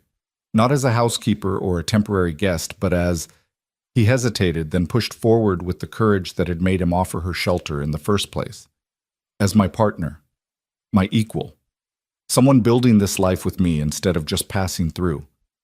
Clara stared at him, stunned into silence by the declaration. This wasn't a proposal exactly, but it was something more than friendship, more than a business arrangement. It was an offering of something real and lasting, made without pretense or manipulation. I'm not saying you have to decide now, Caleb continued. I'm just saying the option is there. Take whatever time you need, but I wanted you to know how I feel, what I'm hoping for, before you make any decisions about leaving. The rain was starting to slow, the fury of the storm passing as quickly as it had arrived, but Clara barely noticed. All her attention was focused on Caleb, on the vulnerability in his eyes and the hope he was trying not to show too obviously. I don't know what to say, she admitted. I came here expecting nothing, wanting nothing except a few days to figure out my next move. I never imagined... She gestured helplessly, trying to encompass everything, the ranch, the work, the growing feelings she'd been trying to deny. This. You don't have to say anything right now, Caleb assured her. Just think about it. That's all I'm asking. They pulled apart as the rain reduced to a drizzle, both suddenly aware of their closeness and the intimacy of the moment. Caleb busied himself checking the horses, while Clara wrung water from her skirts and tried to organize her chaotic thoughts. The ride home was quiet again, but this time Clara's mind raced with possibilities and fears. Stay. The word echoed in her head with every turn of the wagon wheels. Stay. Build a life here. Let this temporary refuge become something permanent. It was tempting. God, it was so tempting. The work was hard but satisfying. The land was beautiful in a stark, honest way that appealed to something deep in her soul. And Caleb was everything Marcus Hendricks had pretended to be in his letters: kind, honest, hardworking, respectful. A man who saw her as an equal rather than as property or ornament. But Clara had been burned before. She'd trusted Marcus's letters, believed his promises, and traveled halfway across the country only to be discarded like defective merchandise. How could she trust that this was different? How could she be sure she wasn't just trading one form of dependence for another? And yet, whispered a small voice in the back of her mind, wasn't there a difference between choosing to stay and being trapped? Caleb had offered her a choice, had made it clear she could leave any time without judgment or anger. That wasn't control. That was freedom. By the time they reached the ranch, the sun was breaking through the clouds, turning the wet grass into a field of diamonds. Steam rose from the ground in ethereal wisps, and somewhere a meadowlark sang its liquid song. It was beautiful, Clara thought. This place was genuinely, achingly beautiful. They unloaded the wagon in silence, both lost in their own thoughts. Clara took her damp packages inside while Caleb saw to the horses. She changed into dry clothes and hung her wet dress by the fire to dry, moving through familiar routines that felt different now, weighted with new meaning. When Caleb came in, also changed into dry clothes, he found Clara staring out the window at the clearing sky. He moved to stand beside her, keeping a respectful distance but close enough that she could feel his presence. "I meant what I said earlier," he told her quietly. "No pressure, no expectations. Just know that you have a choice, a real choice, about what happens next." Clara turned to look at him, this man who'd saved her from humiliation and given her back her dignity. "Can I ask you something?" "Anything." "Do you—" She paused, gathering courage. "Do you have feelings for me? Real feelings, not just loneliness or convenience?" Caleb met her gaze steadily. "Yes, real feelings. The kind that make me watch for you when I'm working the far pastures, that make me bring you things from town just to see you smile, that make me lie awake at night thinking about conversations we've had and things I want to tell you. I'm falling for you, Clara, have been since that first day when you refused to let those gossiping hens at the gate see you cry." The honesty of it, the raw vulnerability, broke through the last of Clara's defenses. "I'm scared," she admitted. "I'm terrified of trusting again, of believing this is real and having it torn away. But I'm also—" She took a breath. "I'm also falling for you, for your kindness and your strength and the way you make me laugh, for the life we're building here even if I told myself it was temporary, for the person I'm becoming under this roof." "So what do we do?" Caleb asked. Clara thought about it, about all the risks and possibilities, about the woman she'd been and the woman she was becoming.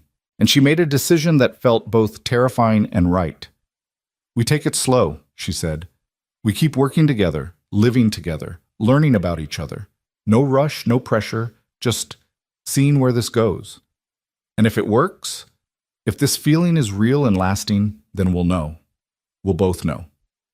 Caleb's smile was like sunrise, slow and warm and full of promise. "I can live with that." He held out his hand and Clara took it, their fingers interlacing naturally. They stood that way for a long moment, watching the storm clouds retreat toward the eastern horizon and the world emerge fresh and rain-washed and full of possibility. Whatever came next, Clara thought, they would face it together, not as rescuer and rescued, not as employer and employee, but as two people building something real from the broken pieces of their separate pasts.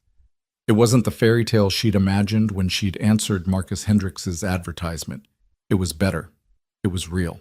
The days following their conversation in the storm took on a different quality, as if the world itself had shifted slightly on its axis. Clara and Caleb moved around each other with a new awareness, careful and deliberate, in ways that were both thrilling and terrifying. Every casual touch, his hand on her elbow as he helped her over rough ground, her fingers brushing his when she handed him his coffee, carried weight now, acknowledgement of feelings spoken, and possibilities not yet fully explored. September arrived with cooler nights and the first hints of autumn color in the aspen groves that dotted the hillsides. The work grew more urgent as they prepared for winter, and Clara threw herself into it with fierce determination. She helped Caleb bring the cattle down from the high summer pastures, learning to ride well enough that she could actually be useful during the long days of herding. She harvested the last of the garden vegetables and spent evenings preserving everything they'd need to survive the cold months, pickles and jams and root vegetables stored carefully in the cellar. In the quiet moments between tasks, they talked, really talked, in ways Clara had never experienced with anyone before. Caleb shared stories about his childhood, about his father's stern but loving guidance, and his mother's death when he was 12. He described the weight of inheriting the ranch at 25. Younger than he'd expected, and the loneliness that had crept in over the years as friends married and moved away or gave up on ranching for easier lives in town. Clara, in turn, found herself revealing truths she'd kept buried for years. She told him about the real circumstances that had driven her west, not just the factory closing, but the debts she'd accumulated trying to help her dying aunt, the landlord who'd made increasingly inappropriate advances when she couldn't pay rent on time, the desperation that had made Marcus Hendricks's cold, business-like letters seem like salvation. She told him about the shame she'd felt standing at that gate, the crushing sense of worthlessness that had threatened to swallow her whole. "I kept thinking I must have done something wrong," she admitted one evening as they sat on the porch watching the sunset. "That maybe if I'd been prettier or more refined, or said the right things in my letters, he would have wanted me. It took me weeks to realize the problem wasn't me at all. He was looking for a fantasy, not a real person. No one could have lived up to whatever impossible standard he'd created in his head." "His loss," Caleb said simply, and the conviction in his voice made Claire's throat tight with emotion. If he'd taken the time to actually know you, he would have realized what he was throwing away. These conversations happened in stolen moments, while working side by side in the barn, during long rides to check distant fence lines, over dinners that stretched late into the evening. Caleb proved to be surprisingly well-read for a rancher, quoting poetry and discussing philosophy with an ease that spoke of long, solitary hours spent with books. Clara matched him thought for thought, and the intellectual stimulation was almost as intoxicating as the growing physical awareness between them. Because there was physical awareness, impossible to ignore even as they maintained careful boundaries. Clara caught herself watching the way Caleb moved, the fluid strength of his body honed by years of hard work, the way his hands looked when he demonstrated a new skill, competent and sure, the rare smile that transformed his face from handsome to devastating, and she knew he was watching her too, could feel his gaze following her across rooms, could see the heat in his eyes when he thought she wasn't looking, but they kept their word to take things slowly, both too aware of what was at stake to rush. A wrong move now could destroy the fragile trust they were building, could turn this growing connection into something awkward and uncomfortable. So they waited, tested, learned each other's rhythms and patterns like musicians learning to play in harmony. The first real test came from an unexpected quarter. In mid-September, Marcus Hendricks showed up at the ranch. Clara was in the garden, harvesting the last of the potatoes, when she heard the sound of approaching horses. She straightened, shading her eyes against the afternoon sun, and felt her stomach drop when she recognized the man on the lead horse. Hendricks looked exactly as he had that terrible day in July, expensively dressed by frontier standards, sitting his horse with the confidence of someone who'd never doubted his own importance. Behind him rode another man, younger and harder looking, wearing a gun belt low on his hips. A hired hand or bodyguard, Clara guessed, and the implication made her skin crawl. What kind of social call required armed backup? Caleb emerged from the barn, his expression shuddering into careful neutrality when he saw who his visitors were. He moved to position himself between Hendricks and the house, between Hendricks and Clara, she realized, with the subtle but unmistakable body language of protection. "Hendricks," Caleb said, his tone perfectly polite and perfectly cold. "What brings you to my property?" Hendricks dismounted with practiced ease, handing his reins to his companion. "Turner, I was hoping we could have a word about a matter of mutual concern. I can't imagine what that would be. We don't exactly run in the same circles. It's about Miss Whitfield." Hendricks's gaze flicked past Caleb to where Clara stood frozen in the garden, dirt on her dress and a basket of potatoes at her feet. Something unpleasant flickered across his face. "I see she's still here. That's unexpected." Clara found her voice and her courage simultaneously. She set down the basket and walked toward the men, refusing to cower or hide. "Mr. Hendricks, I'm surprised to see you. I was under the impression you'd made your feelings about my presence quite clear." Up close, Hendricks was exactly as she remembered, handsome in a polished, superficial way, with cold eyes that assessed and calculated rather than truly seeing. How had she ever thought she could build a life with this man? "Miss Whitfield," he nodded stiffly. "I've come to make you an offer. A second chance, if you will." The silence that followed was profound. Clara felt Caleb go rigid beside her, tension radiating from him in waves. She herself was too stunned to immediately respond. "A second chance?" she repeated finally, her voice flat with disbelief. "You rejected me at your gate, in front of witnesses, with a letter that questioned my honesty and criticized my appearance. And now you want to offer me a second chance?" Hendricks had the grace to look uncomfortable. "I may have been hasty in my initial assessment. I've given the matter more thought, and I believe we could still make a suitable match. You're clearly capable of hard work, and you've shown you can adapt to frontier life. Those are valuable qualities in a wife." "Valuable qualities?" Clara echoed, rage building in her chest like a physical force. "Like I'm livestock you're considering purchasing." "Now see here," Hendricks started, but Caleb cut him off. "Let me make sure I understand this correctly. You humiliated Clara in the worst possible way, left her stranded with nowhere to go, and now, 2 months later, you've decided she might be acceptable after all, and you thought the appropriate response would be to ride onto my property and make this magnanimous offer." Caleb's voice was dangerously quiet. "That's what's happening here?" "This is between myself and Miss Whitfield," Hendricks said stiffly. "It doesn't concern you, Turner."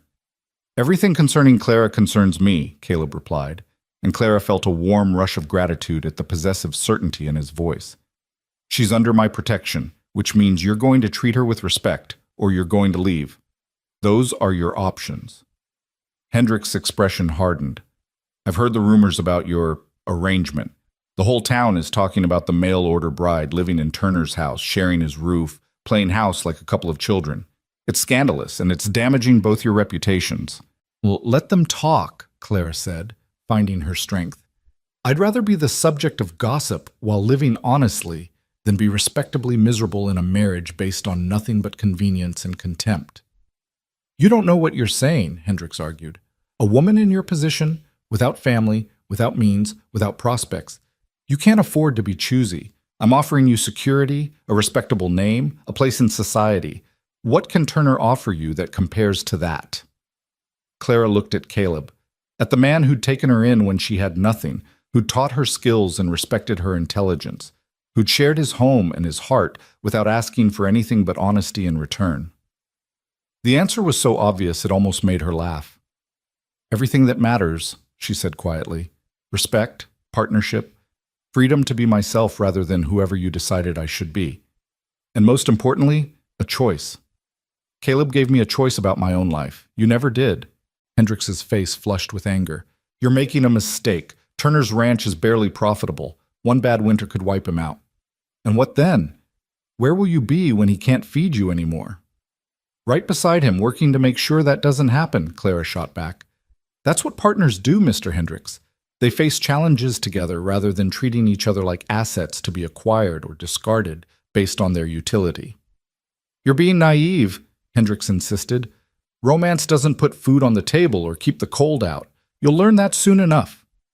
"Maybe," Caleb interjected, his patience clearly exhausted. "But she'll learn it on her own terms, making her own choices. Now, I believe Clara has made her position clear. Time for you to leave." For a moment, Hendricks looked like he might argue further. His companion's hand drifted toward his gun, and Clara felt Caleb shift his weight in response, positioning himself for quick movement. The tension stretched taut as a wire, and Clara's heart hammered against her ribs. Then Hendricks seemed to reconsider. He remounted his horse with jerky, angry movements. "You'll regret this, Turner, both of you. When winter comes and you're struggling to survive, remember I offered you a better option." "The only thing I regret," Clara said clearly, "is wasting 4 months writing letters to someone incapable of seeing past his own shallow expectations. Thank you for teaching me what I don't want in a marriage. It's made recognizing what I do want infinitely easier." Hendricks' expression twisted with fury and wounded pride. Without another word, he wheeled his horse around and spurred it into a gallop, his companion following. They watched until the riders disappeared over the rise, dust settling in their wake. The moment they were gone, Clara felt her legs start to shake. All the adrenaline that had kept her upright and defiant drained away, leaving her trembling. Caleb's arm came around her shoulders, steady and warm. "You were magnificent," he said softly. "The way you stood up to him, the things you said, Clara, that took real courage." "I was terrified," she admitted, leaning into his support. "When he said he wanted to give me a second chance, for just one moment I thought about all the practical reasons I should accept. Security, respectability, an end to gossip, all the things I came out here looking for in the first place." Caleb went very still. "And?" Clara pulled back enough to look at him, needing him to see the truth in her eyes. "And then I looked at you, and I remembered what real respect feels like. What it's like to be seen as a person, rather than a convenience. Hendricks was offering me a prison with nice bars. You've given me freedom. There's no comparison. Something blazed to life in Caleb's eyes, intense and unmistakable. His hand came up to cup her face, thumb brushing across her cheekbone with infinite gentleness. Clara, Mr. Turner, Miss Whitfield, a voice called from the road, and they sprang apart guiltily. A rider was approaching, a young man Clara vaguely recognized from town. He pulled up in front of them, slightly breathless. Sorry to interrupt, but there's trouble. Fire started on the Jacobson place. Lightning strike from last night finally caught. It's spreading fast with this dry wind, and they're calling for all hands. Every man who can work a shovel or swing a wet blanket. Caleb's expression shifted immediately to focus and concern. How bad? Bad enough. They're trying to keep it from reaching the house and barn, but they need help fast. I'll get my gear. Caleb was already moving toward the barn. He paused to look back at Clara. I have to go. Could be all night. Will you be all right here? Of course, Clara said immediately, pushing aside her own lingering fear from the confrontation. Go. Help them. I'll manage things here. Caleb hesitated, clearly torn between duty to his neighbors and reluctance to leave Clara alone so soon after Hendricks' visit. Clara made the decision for him by practically pushing him toward the barn. Go. I'm perfectly capable of managing for one night. I have the rifle you taught me to shoot, and Gertrude will sound the alarm if anyone approaches. I'll be fine. Within minutes, Caleb had saddled Charlie and packed supplies. He paused before mounting, looking at Clara with an expression that made her breath catch. When I get back, we need to talk, really talk, about where this is going. I know, Clara said, and I'll be here, I promise. He nodded, mounted, and was gone, following the young messenger toward the distant smudge of smoke visible on the horizon. Clara stood watching until they disappeared, then turned to face the suddenly very empty ranch. The silence felt oppressive after the chaos of the afternoon. Clara threw herself into evening chores, feeding animals, and securing the barn with mechanical efficiency while her mind raced. Hendricks' visit had crystallized something she'd been avoiding thinking about too directly. She couldn't keep pretending this was temporary. She couldn't keep telling herself she'd eventually move on to some vague, better opportunity that existed somewhere over the horizon. This was where she wanted to be. Not because she had nowhere else to go, but because this place, this ranch, this work, this man, had become home in ways Boston never had. The question wasn't whether she wanted to stay. The question was whether she was brave enough to fully commit to that decision, to risk her heart on the possibility of real love. Night fell, and Clara moved through the house lighting lamps, checking locks, doing all the small tasks that usually brought comfort. But tonight, everything felt charged with anticipation and anxiety. The confrontation with Hendricks had dredged up old fears. What if Caleb eventually decided she wasn't worth the trouble she brought? What if the gossip and social complications became too much? What if she was making the same mistake all over again, just with a kinder face? She tried to read but couldn't focus. Tried to sew but found her hands shaking too much for fine work. Finally, she simply sat by the window, watching the distant glow of the fire against the night sky and thinking about everything that had led her to this moment. Somewhere past midnight, exhaustion finally claimed her. She dozed in the chair, startling awake at every sound, until dawn light began creeping across the eastern sky. She made coffee with hands that fumbled from tiredness and worry, and was halfway through her first cup when she heard hoofbeats approaching. Caleb looked exhausted, his face streaked with soot and his clothes reeking of smoke. But his eyes found hers immediately as he dismounted, and the relief in them was palpable. "You're still here," he said, and Clara heard the fear underneath the words, fear that she might have used his absence to pack up and disappear rather than face the complicated feelings between them. "I promised I would be," Clara replied, setting down her cup and moving toward him. "How bad was it?" "We saved the house and barn. Lost some pasture land and a shed, but the family's safe and their home is intact. That's what matters."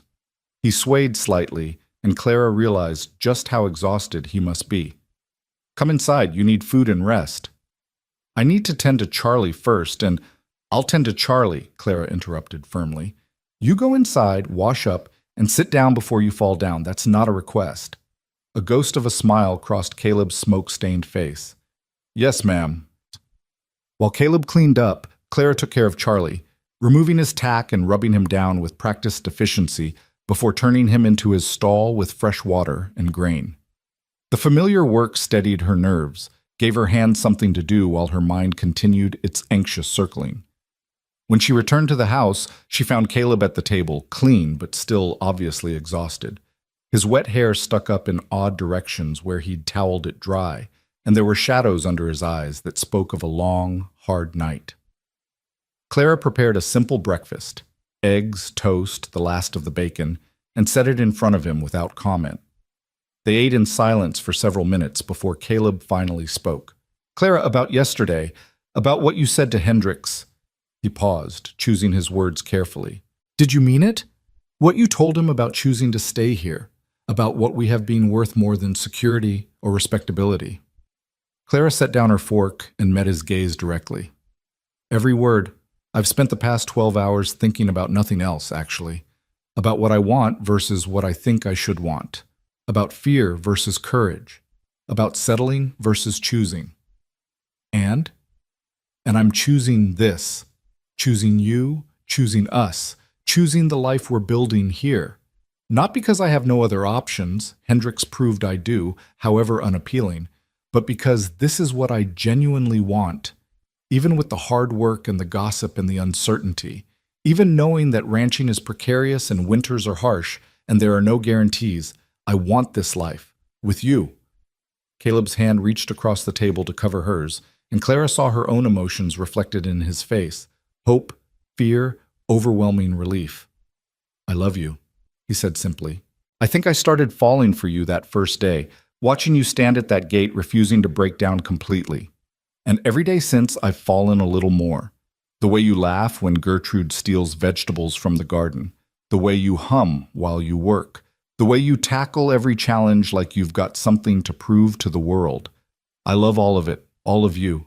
And if you'll have me, if you'll take the risk of building a life here, I promise I'll spend every day trying to be worthy of that trust." Clara felt tears streaming down her face, but for the first time in months, they were tears of joy, rather than pain or fear. "I love you too," she whispered. "I didn't think I'd ever be brave enough to say those words again after everything that happened. But you made me brave, Caleb. You showed me what love actually looks like. Not possession or convenience, but partnership and respect and choosing each other every single day." Caleb stood, pulling Clara up with him, and then his arms were around her and she was pressed against his chest, breathing in the scent of soap and smoke and him. His hand cradled the back of her head, gentle and sure, while his other arm wrapped around her waist, holding her like she was precious, like she was chosen. "Marry me," Caleb said against her hair. "Not because you have nowhere else to go, not because it's practical or expected. Marry me because you want to, because you can imagine building a life together, because you love me the way I love you. Marry me, and make this official, make this real in a way that leaves no room for doubt or gossip or question." Clara pulled back just enough to see his face, to verify that he meant every word. What she saw there, love, determination, absolute certainty, made her smile through her tears. "Yes," she said. "Yes, I'll marry you. Not because I need rescuing or security.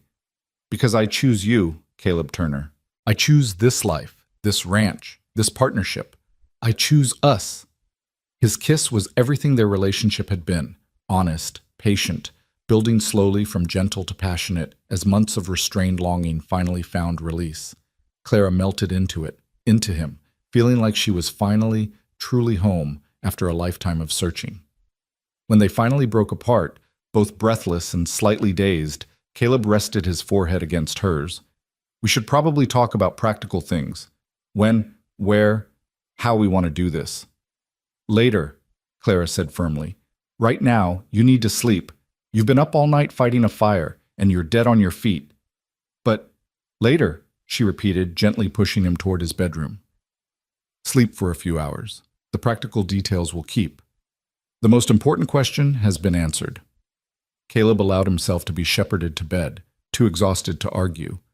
At his bedroom door, he paused. "Clara, thank you for waiting, for staying, for choosing me even when you had other options." Always, she promised. Now sleep. She closed the door and leaned against it, letting the reality of what had just happened wash over her. She was engaged. Again. But this time, everything was different. This time, she knew the man, trusted him, loved him not for what he represented or what he could provide, but for who he actually was. Flaws, virtues, and all. Clara moved through the house in a daze, mechanically tidying and organizing while her mind spun through possibilities and plans. They'd need to go to town, talk to the minister, arrange a simple ceremony. She'd need a dress. Not anything fancy, but something nicer than her work clothes. They'd need witnesses, which meant facing down the gossips who'd been so cruel before, but Clara found she didn't care. Let them talk. She and Caleb knew the truth of their relationship, and that was all that mattered. She was sitting on the porch, ostensibly mending a shirt, but mostly just staring dreamily at the mountains, when she heard a wagon approaching. Her first instinct was alarm. What if Hendricks had returned? But she quickly recognized the conveyance as belonging to the Jacobsons, the family whose ranch had burned.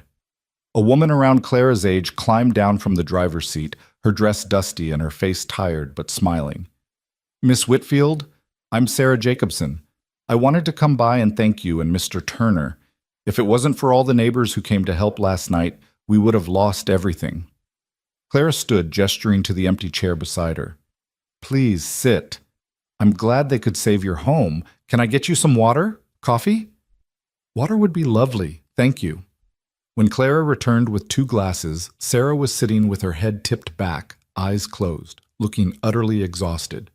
She accepted the water gratefully and drank half of it in one long swallow. "I apologize for my appearance," Sarah said. "I've been up all night helping to watch for spot fires, and I probably should have gone home to rest before making social calls. But I wanted to catch you while I had the courage." "Courage?" Clara asked, puzzled. Sarah looked uncomfortable. "I need to apologize. I was one of the women in the store that day when they were saying cruel things about you and Mr. Turner. I didn't participate, but I didn't speak up either. I just stood there and let them tear you down, and I've felt terrible about it ever since. You didn't deserve that, and I should have said something." Clara was startled by the unexpected apology. "That's kind of you to say, but—" "No, please let me finish," Sarah interrupted. "The truth is, I was jealous. My husband and I have been struggling since we came out here. The ranch barely supports us, and every year it's a fight to make ends meet. When I heard about you, this woman from back east who'd been rejected but somehow landed on her feet, who'd found work and shelter with a good man like Turner, I was envious. Instead of being happy for you, I let the gossips tear you down because it made me feel better about my own situation. That was wrong." Clara studied the other woman, seeing genuine remorse in her eyes. "Thank you for telling me that. It takes courage to admit when we've been less than our best selves." "The other women, the ones who are actually cruel, they're not going to apologize," Sarah continued. "They'll probably never admit they were wrong. But I wanted you to know that not everyone in town thinks badly of you. Some of us," she smiled tentatively, "some of us would actually like to be your friend, if you'd be willing." The offer caught Clara off guard. In all her time at the ranch, she'd been so focused on proving herself to Caleb, on earning her place and figuring out her feelings, that she hadn't considered the possibility of female friendship. The idea was unexpectedly appealing. "I'd like that," Clara said honestly. "I'd like that very much." They talked for another hour, Sarah sharing stories about ranch life and the challenges she and her husband faced, Clara opening up about her own journey from Boston to Montana. By the time Sarah stood to leave, promising to visit again soon, Clara felt lighter somehow. She'd found not just a home and a partner, but the beginnings of community. As she watched Sarah's wagon disappear down the road, Clara reflected on how much her life had changed in just 3 months.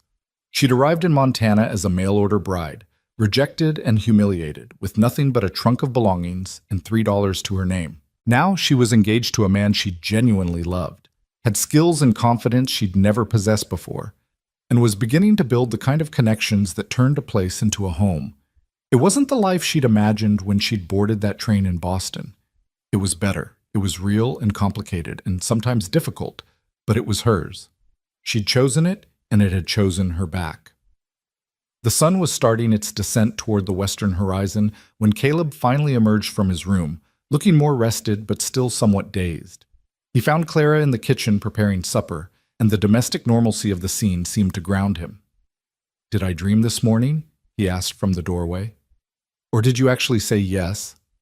Clara turned to face him, unable to keep the smile from her face. "You didn't dream it. I said yes." "I'm saying yes. I'll keep saying yes as many times as you need to hear it." Caleb crossed the room in 3 strides and pulled her into his arms, kissing her soundly. When they broke apart, both were grinning like fools. "So," Clara said, her hands resting on his chest, "about those practical details we need to discuss. When do you want to get married?" "Tomorrow," Caleb said immediately. "Right now. As soon as humanly possible." Clara laughed. "Be serious. We need to talk to the minister, get a license, arrange witnesses. It'll take at least a week or 2 to organize properly." 2 weeks then, Caleb agreed. "Not a day longer. I've waited 7 years for this feeling, Clara. I'm not interested in a long engagement." 2 weeks, Clara confirmed. "We'll ride into town tomorrow, start making arrangements, face down the gossips together, and show them we don't care what they think."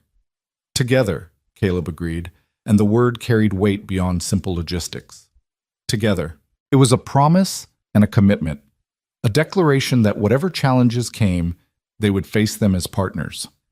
That evening, they sat on the porch as the stars emerged one by one in the darkening sky. Caleb had pulled Clara into his lap, and she leaned back against his chest, his arms wrapped around her waist, both of them content just to be close after months of careful distance. "Tell me something," Clara said softly. "When you found me at that gate, did you have any idea it would lead to this?" Caleb was quiet for a moment, considering. "No," he admitted finally. "I just saw someone who needed help and couldn't walk away. But somewhere between that day and this one, you stopped being a stranger I was helping and became the person I can't imagine my life without. I don't know exactly when it happened. Maybe it was watching you tackle the garden with such determination. Maybe it was the first time you made me laugh. Maybe it was seeing you stand up to those women in town. Or maybe it was all of it together, every small moment building into something I couldn't ignore anymore." Clara twisted in his arms to look at him. "I was so angry when Hendricks rejected me. I felt like my life was over, like I'd traveled all that way for nothing. But if he hadn't turned me away, I would have married him. I would have spent my life with a man who saw me as property, who would have slowly crushed every part of me that makes me who I am. Hendricks's rejection was the best thing that could have happened to me, because it led me to you." "Fate," Caleb murmured. "Or luck. Or maybe just the universe correcting a mistake before it became permanent." They sat in comfortable silence, watching the night deepen around them. Somewhere in the darkness, a coyote called, its voice rising in a series of yips and howls. Gertrude answered from her shed with an indignant bleat. The familiar sounds of their world, the symphony of the ranch at night. "I want to make you a promise," Caleb said suddenly.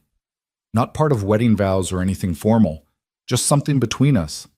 "All right.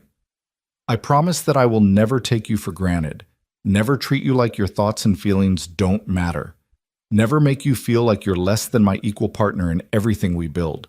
And if I ever do, even accidentally, I want you to call me on it immediately. Deal?" Clara felt tears prickling at her eyes again. "Deal. And I promise the same. I promise to be honest about what I need and want, even when it's hard. To trust you with my fears and doubts, not just my strengths. To remember that we're building this together, not me fitting into your life or you into mine, but creating something new that belongs to both of us." They sealed the promises with a kiss that tasted like coffee and possibility and home. And as the Montana night deepened around them, Clara felt the last of her fears and doubts dissolve. This was right. This was real. This was love as it was meant to be, not a rescue or a compromise, but a choice made freely by 2 people who'd found each other against impossible odds. Tomorrow, they would ride to town and begin the practical business of planning a wedding. There would be paperwork and arrangements, gossip to face, and social complications to navigate. But tonight, none of that mattered.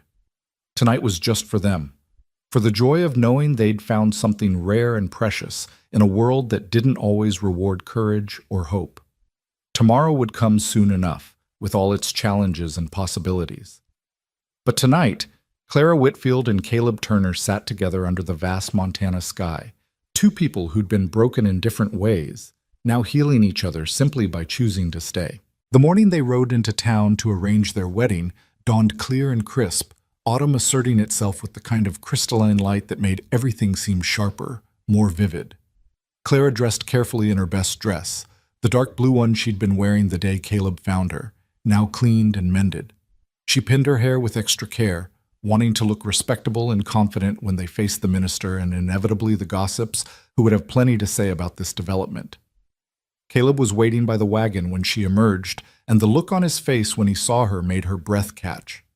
It wasn't the hungry appraisal she'd learned to fear from men, but something deeper, appreciation mixed with love, and a tenderness that made her feel both vulnerable and completely safe.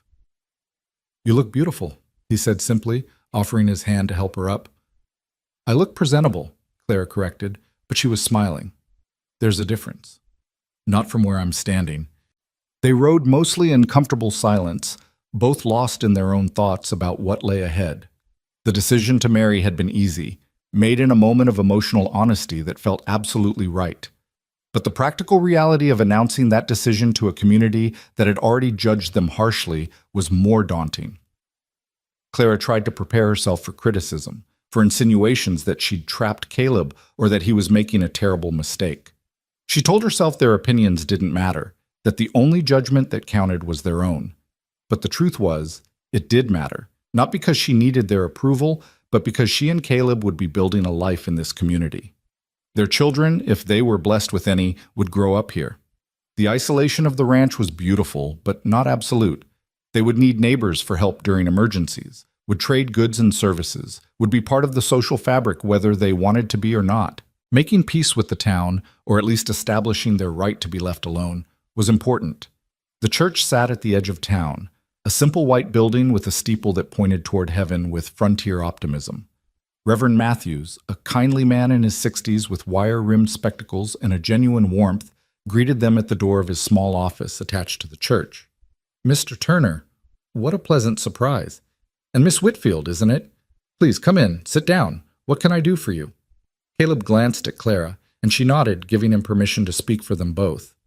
"Reverend, Clara and I would like to be married, as soon as possible if you can arrange it." If the Reverend was surprised, he hit it well. He simply folded his hands on his desk and regarded them both with calm assessment. "I see. And this is a decision you've both made freely? Miss Whitfield, you're certain this is what you want?" Clara appreciated that he asked her directly rather than treating her as an appendage to Caleb's will. "I'm certain, Reverend, more certain than I've ever been about anything." "Well then, let's discuss the details. By law, you'll need a license from the county clerk. There's a 3-day waiting period, so the earliest we could perform the ceremony would be—" He consulted a calendar on his desk. "Saturday next, if that suits you. Do you have witnesses in mind?" "We'll find someone," Caleb said, though his tone suggested he hadn't thought that far ahead. "Maybe the Jacobsons? Sarah visited yesterday, seemed friendly enough." "The Jacobsons would be fine witnesses," Reverend Matthews agreed. "Now, about the ceremony itself. I assume you'll want something simple." "Very simple," Clara confirmed. "Nothing elaborate, just the vows and whatever readings are traditional." They spent the next hour going over details.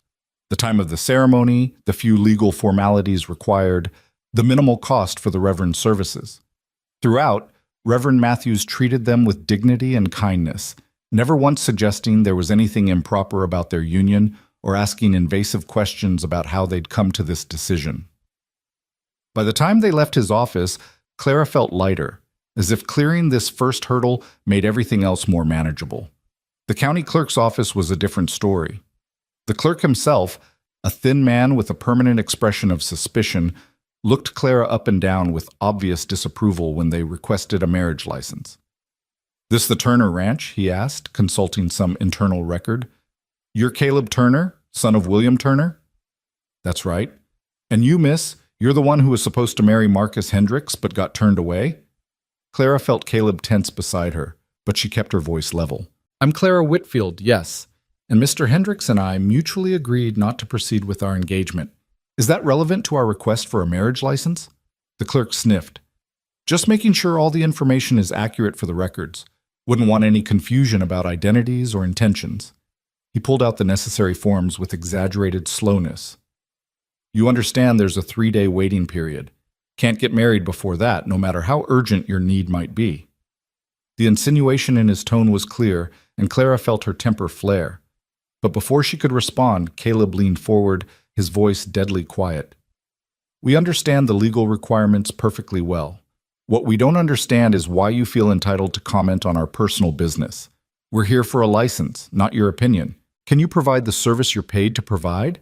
Or do we need to speak to your supervisor about your conduct? The clerk's face flushed, but he began filling out the forms without further commentary. They completed the process in tense silence, and Clara had never been more grateful to leave a building than when they finally stepped back out into the autumn sunshine. I'm sorry, Caleb said immediately. I should have known there'd be people like that. Should have prepared you better. You can't prepare someone for small-minded cruelty, Claire replied. And you defended me perfectly. That's all I need, knowing you'll stand beside me when people decide to be ugly. They walked down the main street toward the general store, needing to purchase a few supplies while they were in town. Clara was acutely aware of the attention they were drawing, conversations that stopped when they approached, eyes that followed their progress, whispers that started up again in their wake. It was exhausting being the subject of so much speculation, but she kept her head high and her hand tucked into the crook of Caleb's elbow. Inside the general store, George Morrison greeted them with professional courtesy. Mr. Turner, Miss Whitfield, back so soon? What can I help you with today? Just need some flour, sugar, and coffee, Caleb said. And Miss Whitfield needs fabric. She's going to need a new dress. Special occasion? George asked, and there was genuine curiosity rather than malice in his tone. A wedding, Clara said clearly, deciding that honesty was better than trying to hide their plans. We're getting married next Saturday at the church. Reverend Matthews is performing the ceremony. George's eyebrows rose, but his smile seemed genuine. Well, congratulations to you both. That's wonderful news, Martha, he called toward the back room. Come out here. We have some news to share. His wife emerged, a plump woman with kind eyes and flour dusting her apron. She took in Clara and Caleb standing together, the way they stood close with easy familiarity, and her face broke into a genuine smile. You're getting married. Oh, how lovely. When? Saturday week, Caleb said. Nothing fancy, just a simple ceremony at the church. Well, you'll need a proper dress for that, Martha declared, moving immediately to the fabric section. Let's see what we have that would work. What's your coloring? Blues, I think, to bring out your eyes. And we have this lovely cream-colored cotton that would be perfect for a wedding dress. Simple, but elegant. Clara found herself swept up in Martha's enthusiasm, discussing fabrics and patterns with a warmth that was completely unexpected. For the next hour, Martha helped her select not just material for a wedding dress, but also fabric for 2 additional everyday dresses, insisting that a newly married woman needed a proper wardrobe. Now don't worry about the cost, Martha said when Clara protested. We can set up an account, let you pay it off over time. That's what neighbors do. Help each other out when it's needed. The kindness was overwhelming, especially after the clerk's cruelty. Clara felt tears threatening and blinked them back fiercely. Thank you, Mrs. Morrison. You've been incredibly generous. Call me Martha, dear, and it's my pleasure. Heaven knows this town needs more good news and fewer vicious rumors. You and Mr. Turner seem to genuinely care for each other, and that's worth celebrating. As they were finalizing their purchases, the door opened and Sarah Jacobson entered, accompanied by a tall man who could only be her husband. Sarah's face lit up when she saw Clara. Miss Whitfield, I was hoping I'd run into you. This is my husband, Tom. Tom, this is Miss Whitfield and Mr. Turner. The men shook hands while Sarah moved to stand beside Clara, lowering her voice. I heard you were in town. The gossip mill works fast around here. We're giving them plenty to talk about, Clara admitted. We're getting married next Saturday. Sarah's squeal of delight made everyone in the store turn to look. That's wonderful. Oh, I'm so happy for you both. You must let Tom and me be your witnesses. Please? I would love to be part of this. Clara glanced at Caleb, who nodded his agreement. We'd be honored, Clara said. Thank you. By the time they left the store, word had spread throughout town that Caleb Turner and Clara Whitfield were getting married. The reactions were mixed. Some people offered genuine congratulations. Others made their disapproval clear through cold stares and pointed silence. But Clara found she cared less than she'd expected. For every person who judged them, there was someone like Sarah or Martha who offered kindness and support. That balance was enough. The ride home was quiet but companionable, both of them processing the day's events. As the ranch came into view, Clara felt a surge of affection for the place that had become home. The simple house with its blue curtains fluttering in the windows. The barn where Gertrude was probably causing trouble. The garden she'd coaxed back to life. The vast sweep of land and sky that had taught her what freedom actually meant. "Having second thoughts?" Caleb asked, misreading her silence. "No," Clara said firmly. "Quite the opposite. I was just thinking how much I love this place. How much I love the life we're building here. Even with judgmental clerks and gossips? Even with them. They're just noise, Caleb. What we have is real."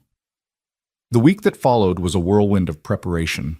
Clara spent every spare moment working on her wedding dress, sewing late into the night by lamplight. Martha Morrison had helped her cut the pattern, and Sarah Jacobson had stopped by twice to offer assistance and encouragement. The dress was simple but beautiful. Cream cotton with modest trim at the sleeves and neckline, fitted at the waist and falling in graceful folds to her ankles. When she tried on the nearly finished garment, she barely recognized the woman in the mirror.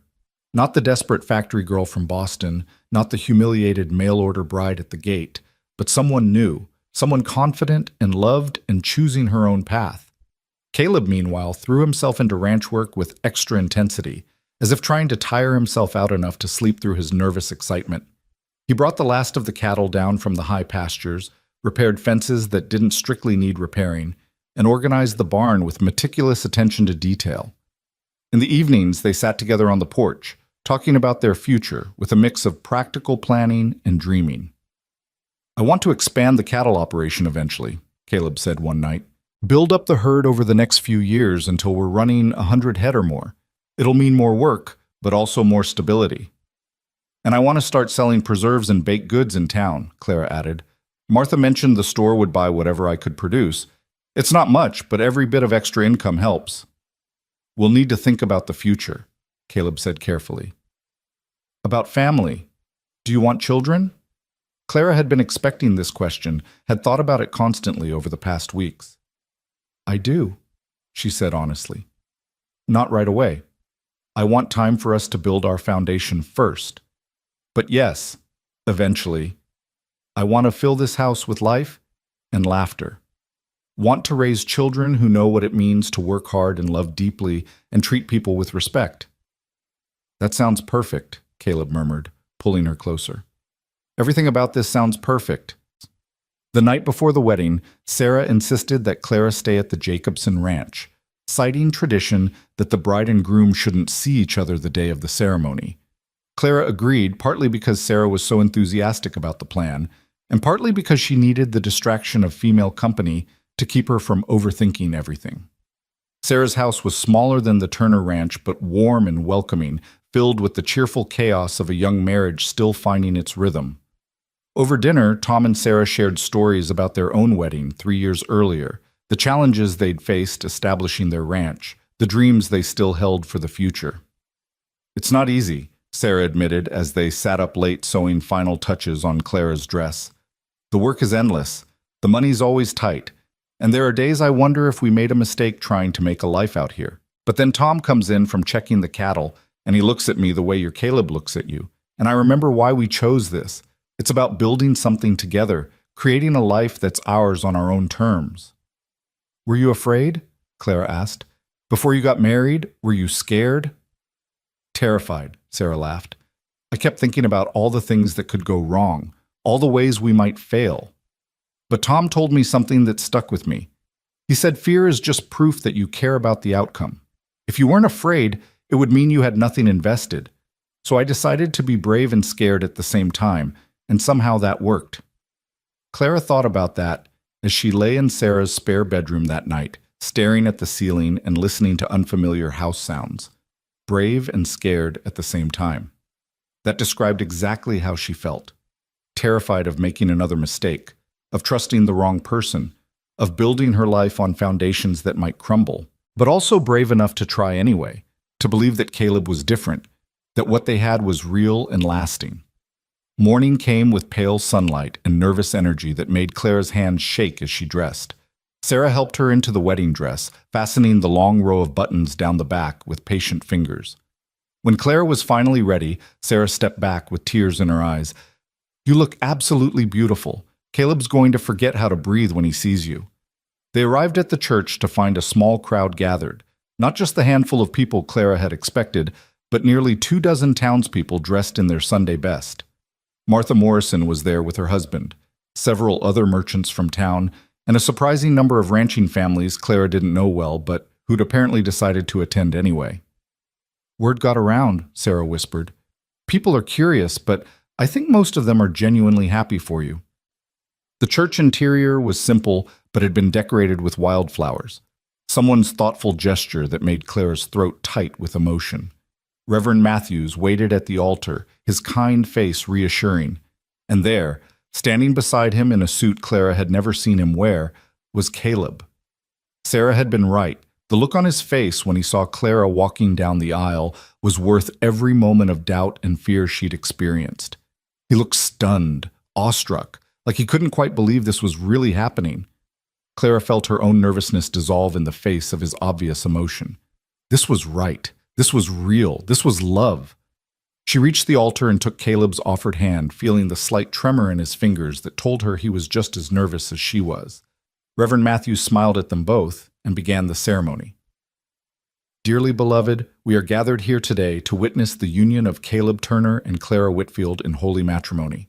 Marriage is not to be entered into lightly, but reverently, thoughtfully, and in the knowledge that love requires not just emotion, but commitment, not just feeling, but action." The Reverend's words washed over Clara, familiar phrases that took on new meaning in this context. When he asked if anyone knew why these two should not be joined, there was a moment of tense silence before he continued. Clara had half expected Marcus Hendricks to appear and object, some dramatic scene from a novel, but the church remained peaceful and the ceremony proceeded. "Caleb, do you take Clara to be your lawfully wedded wife, to have and to hold from this day forward, for better or worse, for richer or poorer, in sickness and in health, to love and to cherish until death do you part?" "I do." Caleb's voice was firm, clear, leaving no room for doubt. "Clara, do you take Caleb to be your lawfully wedded husband, to have and to hold from this day forward, for better or worse, for richer or poorer, in sickness and in health, to love and to cherish until death do you part?" Clara looked into Caleb's eyes and saw her entire future reflected there. The challenges and joys, the hard work and tender moments, the life they would build together one day at a time. "I do." "Then by the power vested in me by the territory of Montana, and in the sight of God and these witnesses, I now pronounce you husband and wife. Caleb, you may kiss your bride." The kiss was brief, mindful of their audience, but it carried the weight of promises made and futures entwined. When they broke apart, the church erupted in applause, and Clara felt tears of joy streaming down her face. They signed the marriage register with Tom and Sarah as witnesses, making everything legal and official. Then they emerged from the church into bright autumn sunshine, pelted with rice by laughing well-wishers. Several people approached to offer congratulations, and Clara was surprised to find even some of the women who'd been cruel in the general store months ago were now politely friendly, as if marriage had somehow legitimized her existence in their eyes. Martha Morrison had organized a small reception at the hotel. Nothing elaborate, just cake and punch and sandwiches, but the gesture was generous and appreciated. For 2 hours, Clara and Caleb mingled with townspeople, accepting congratulations and fielding questions about their plans. It was exhausting, but also affirming, proof that they had more support in the community than they'd realized. Finally, as the sun began its descent toward the mountains, they made their excuses and headed home. The wagon ride was filled with a different quality of silence than before, anticipation mixed with a hint of nervousness about the wedding night that lay ahead. "Are you happy?" Caleb asked as they turned onto the road leading to the ranch. "Deliriously," Clara replied honestly. "More than I ever thought possible." "You?" I keep thinking I'm going to wake up and find this was all a dream, that you're not really my wife, that I'm still living alone in that house, wondering if I'll ever find someone to share my life with. It's real, Clara assured him, squeezing his hand. I'm really your wife. You're really my husband. We're really going to build this life together.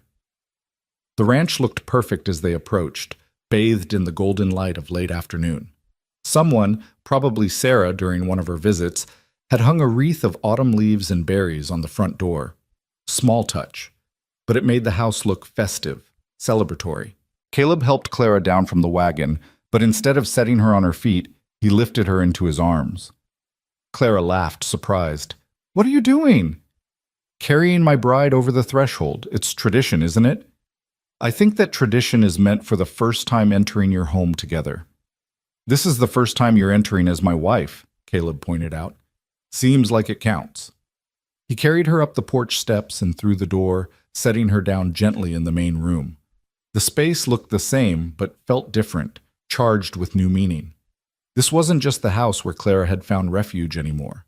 This was their home, the place where they would build their married life together. "I have something for you," Caleb said, suddenly seeming nervous. He moved to his bedroom, their bedroom now, Clara realized with a flutter of anticipation, and returned with a small wooden box. "I made this. It's not much, but I wanted to give you something that meant more than just a purchased gift." Clara opened the box to find a delicate hair comb, hand-carved from some light wood that had been polished to a soft sheen. The design was simple but elegant, showing real skill and care in its creation. "Caleb, it's beautiful. You made this?" "I've been working on it in the evenings when you were busy with other things. Used to do woodworking with my father when I was young, and I thought—" He trailed off, looking uncertain. "I thought you should have something that was made specifically for you, not just bought from a catalog or a store. Something that shows I was thinking about you, planning for this." Clara felt tears threatening again, overwhelmed by the thoughtfulness of the gesture. "Help me put it in?" Caleb's hands were gentle as he gathered her hair and secured the comb, his fingers lingering on her neck in a way that made her shiver with awareness. When he was done, she turned to face him, and the expression in his eyes made her breath catch.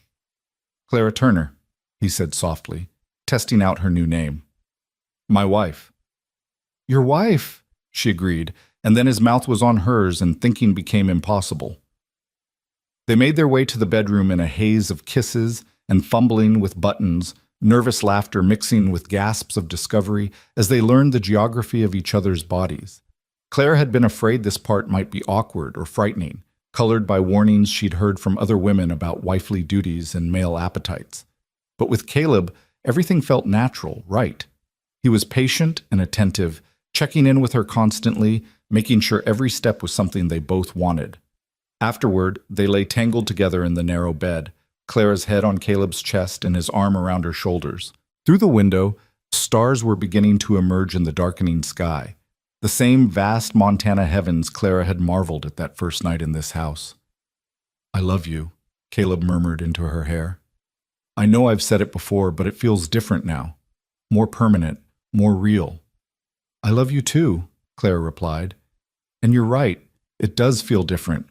Like we've crossed some threshold, and there's no going back, only forward together."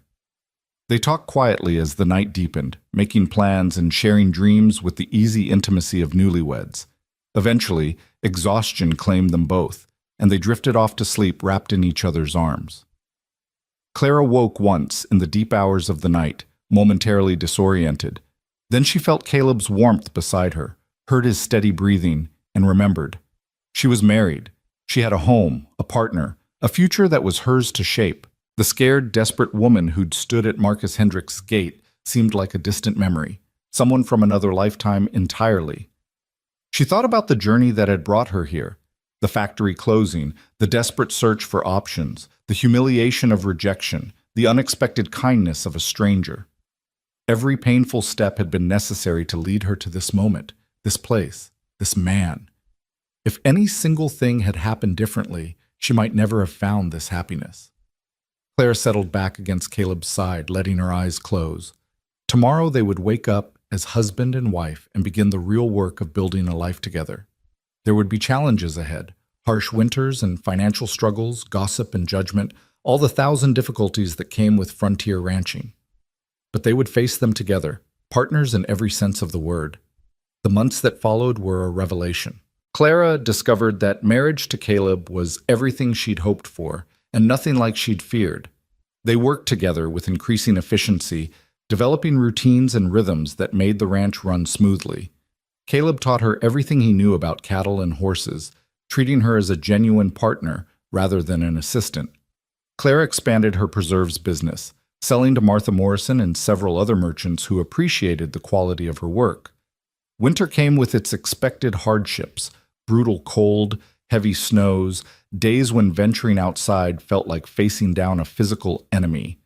But the house stayed warm, the animals stayed fed, and Clara and Caleb stayed close, using the forced indoor time to deepen their knowledge of each other. They read aloud by firelight, played cards and chess, made love with increasing confidence and joy. The isolation that had once seemed oppressive became precious. Time carved out of the world for just the two of them. Spring arrived like the benediction, melting the snow and coaxing green from the brown earth. Clara planted an expanded garden, ambitious with plans for what they could grow and preserve. Caleb successfully bred several of his horses, and the foals that arrived were healthy and strong, promising future income. The ranch slowly became more prosperous, not wealthy, but stable, sustainable. And one morning in early summer, Clara woke with a suspicion that became certainty over the following weeks. She was pregnant, carrying their first child, the next generation of Turners, who would grow up knowing this land and this life. When she told Caleb, his reaction was everything she could have hoped for: joy, wonder, and a tenderness that made her weep happy tears. He placed his hand on her still flat stomach with such reverence it took her breath away. "A baby," he whispered. "Our baby. Clara, we're going to be parents." "Are you ready for that?" she asked, needing to hear him say it. "No," he admitted with a laugh. "I have no idea what I'm doing, but I'm ready to figure it out with you, to learn as we go." That's what we've been doing all along, isn't it? Learning together, building together, becoming who we're meant to be side by side. Clara thought about the woman she'd been when she'd first arrived at this ranch. Broken, scared, uncertain of her own worth. And she thought about who she was now: strong, confident, loved, and loving in return. The transformation hadn't been instant or easy, but it had been real. Every challenge she'd faced, every moment of doubt she'd overcome, had been necessary to bring her to this point. She looked around at the house they'd made a home, at the land they were nurturing into productivity, at the man who'd seen her potential when she could barely see it herself, and she felt a deep, abiding sense of gratitude for the strange path that had led her here. Yes, she'd answered an advertisement and traveled across the country to marry a stranger. Yes, she'd been rejected and humiliated, left standing at a gate with nothing but a trunk and $3 to her name. But that rejection had led to rescue, and rescue had led to partnership, and partnership had led to love. The ending she'd been denied with Marcus Hendricks had been the wrong ending for the wrong story. This, the Turner Ranch, Caleb's arms, the baby growing inside her. This was the right ending, or rather the right beginning. Years later, when people asked her about how she'd met her husband, Clara would tell the story honestly, about being a mail-order bride who'd been rejected at first sight, about the cowboy who'd offered her shelter when she had nowhere else to go, about the slow transformation of charity into partnership and partnership into love. She never sugarcoated the painful parts or pretended it had been easy, but she always ended the story the same way, with her hand in Caleb's and their children playing in the yard of the ranch they'd built together. "Sometimes," she would say, "the worst thing that can happen to you turns out to be the best thing in disguise, because if Marcus Hendricks had accepted me, I would never have found what I was really looking for. Not security or status or escape from poverty, but a real home, a true partner, and a love that chose me just as much as I chose it." And Caleb would squeeze her hand and add, "Best day of my life was the day I found you at that gate. Changed everything. Made me remember what I was living for." Their children would roll their eyes at the familiar story, the way children do when their parents get sentimental. But Clara hoped that someday they would understand that the greatest gifts often come disguised as disasters, that rejection can be redirection, and that sometimes you have to lose the life you plan to find the life that's been waiting for you all along. The Montana sun would set over their land, painting the sky in shades of gold and crimson and purple. Gertrude would bleat from her shed, calling for her evening feeding. The cattle would low from the far pastures, and Clara would stand on the porch of the house that had become her home, surrounded by the family that had become her world, feeling more blessed than she'd ever imagined possible. From abandoned bride to beloved wife, from homeless wanderer to rooted homemaker, from someone defined by what others thought of her to someone secure in her own worth. The journey had been painful and uncertain, but every step had been worth it. Because Clara Whitfield Turner had found what so many people searched their whole lives for and never find. A place where she was loved not for what she could provide or how she appeared, but simply for who she was. And that, she knew with absolute certainty, was worth more than all the security and respectability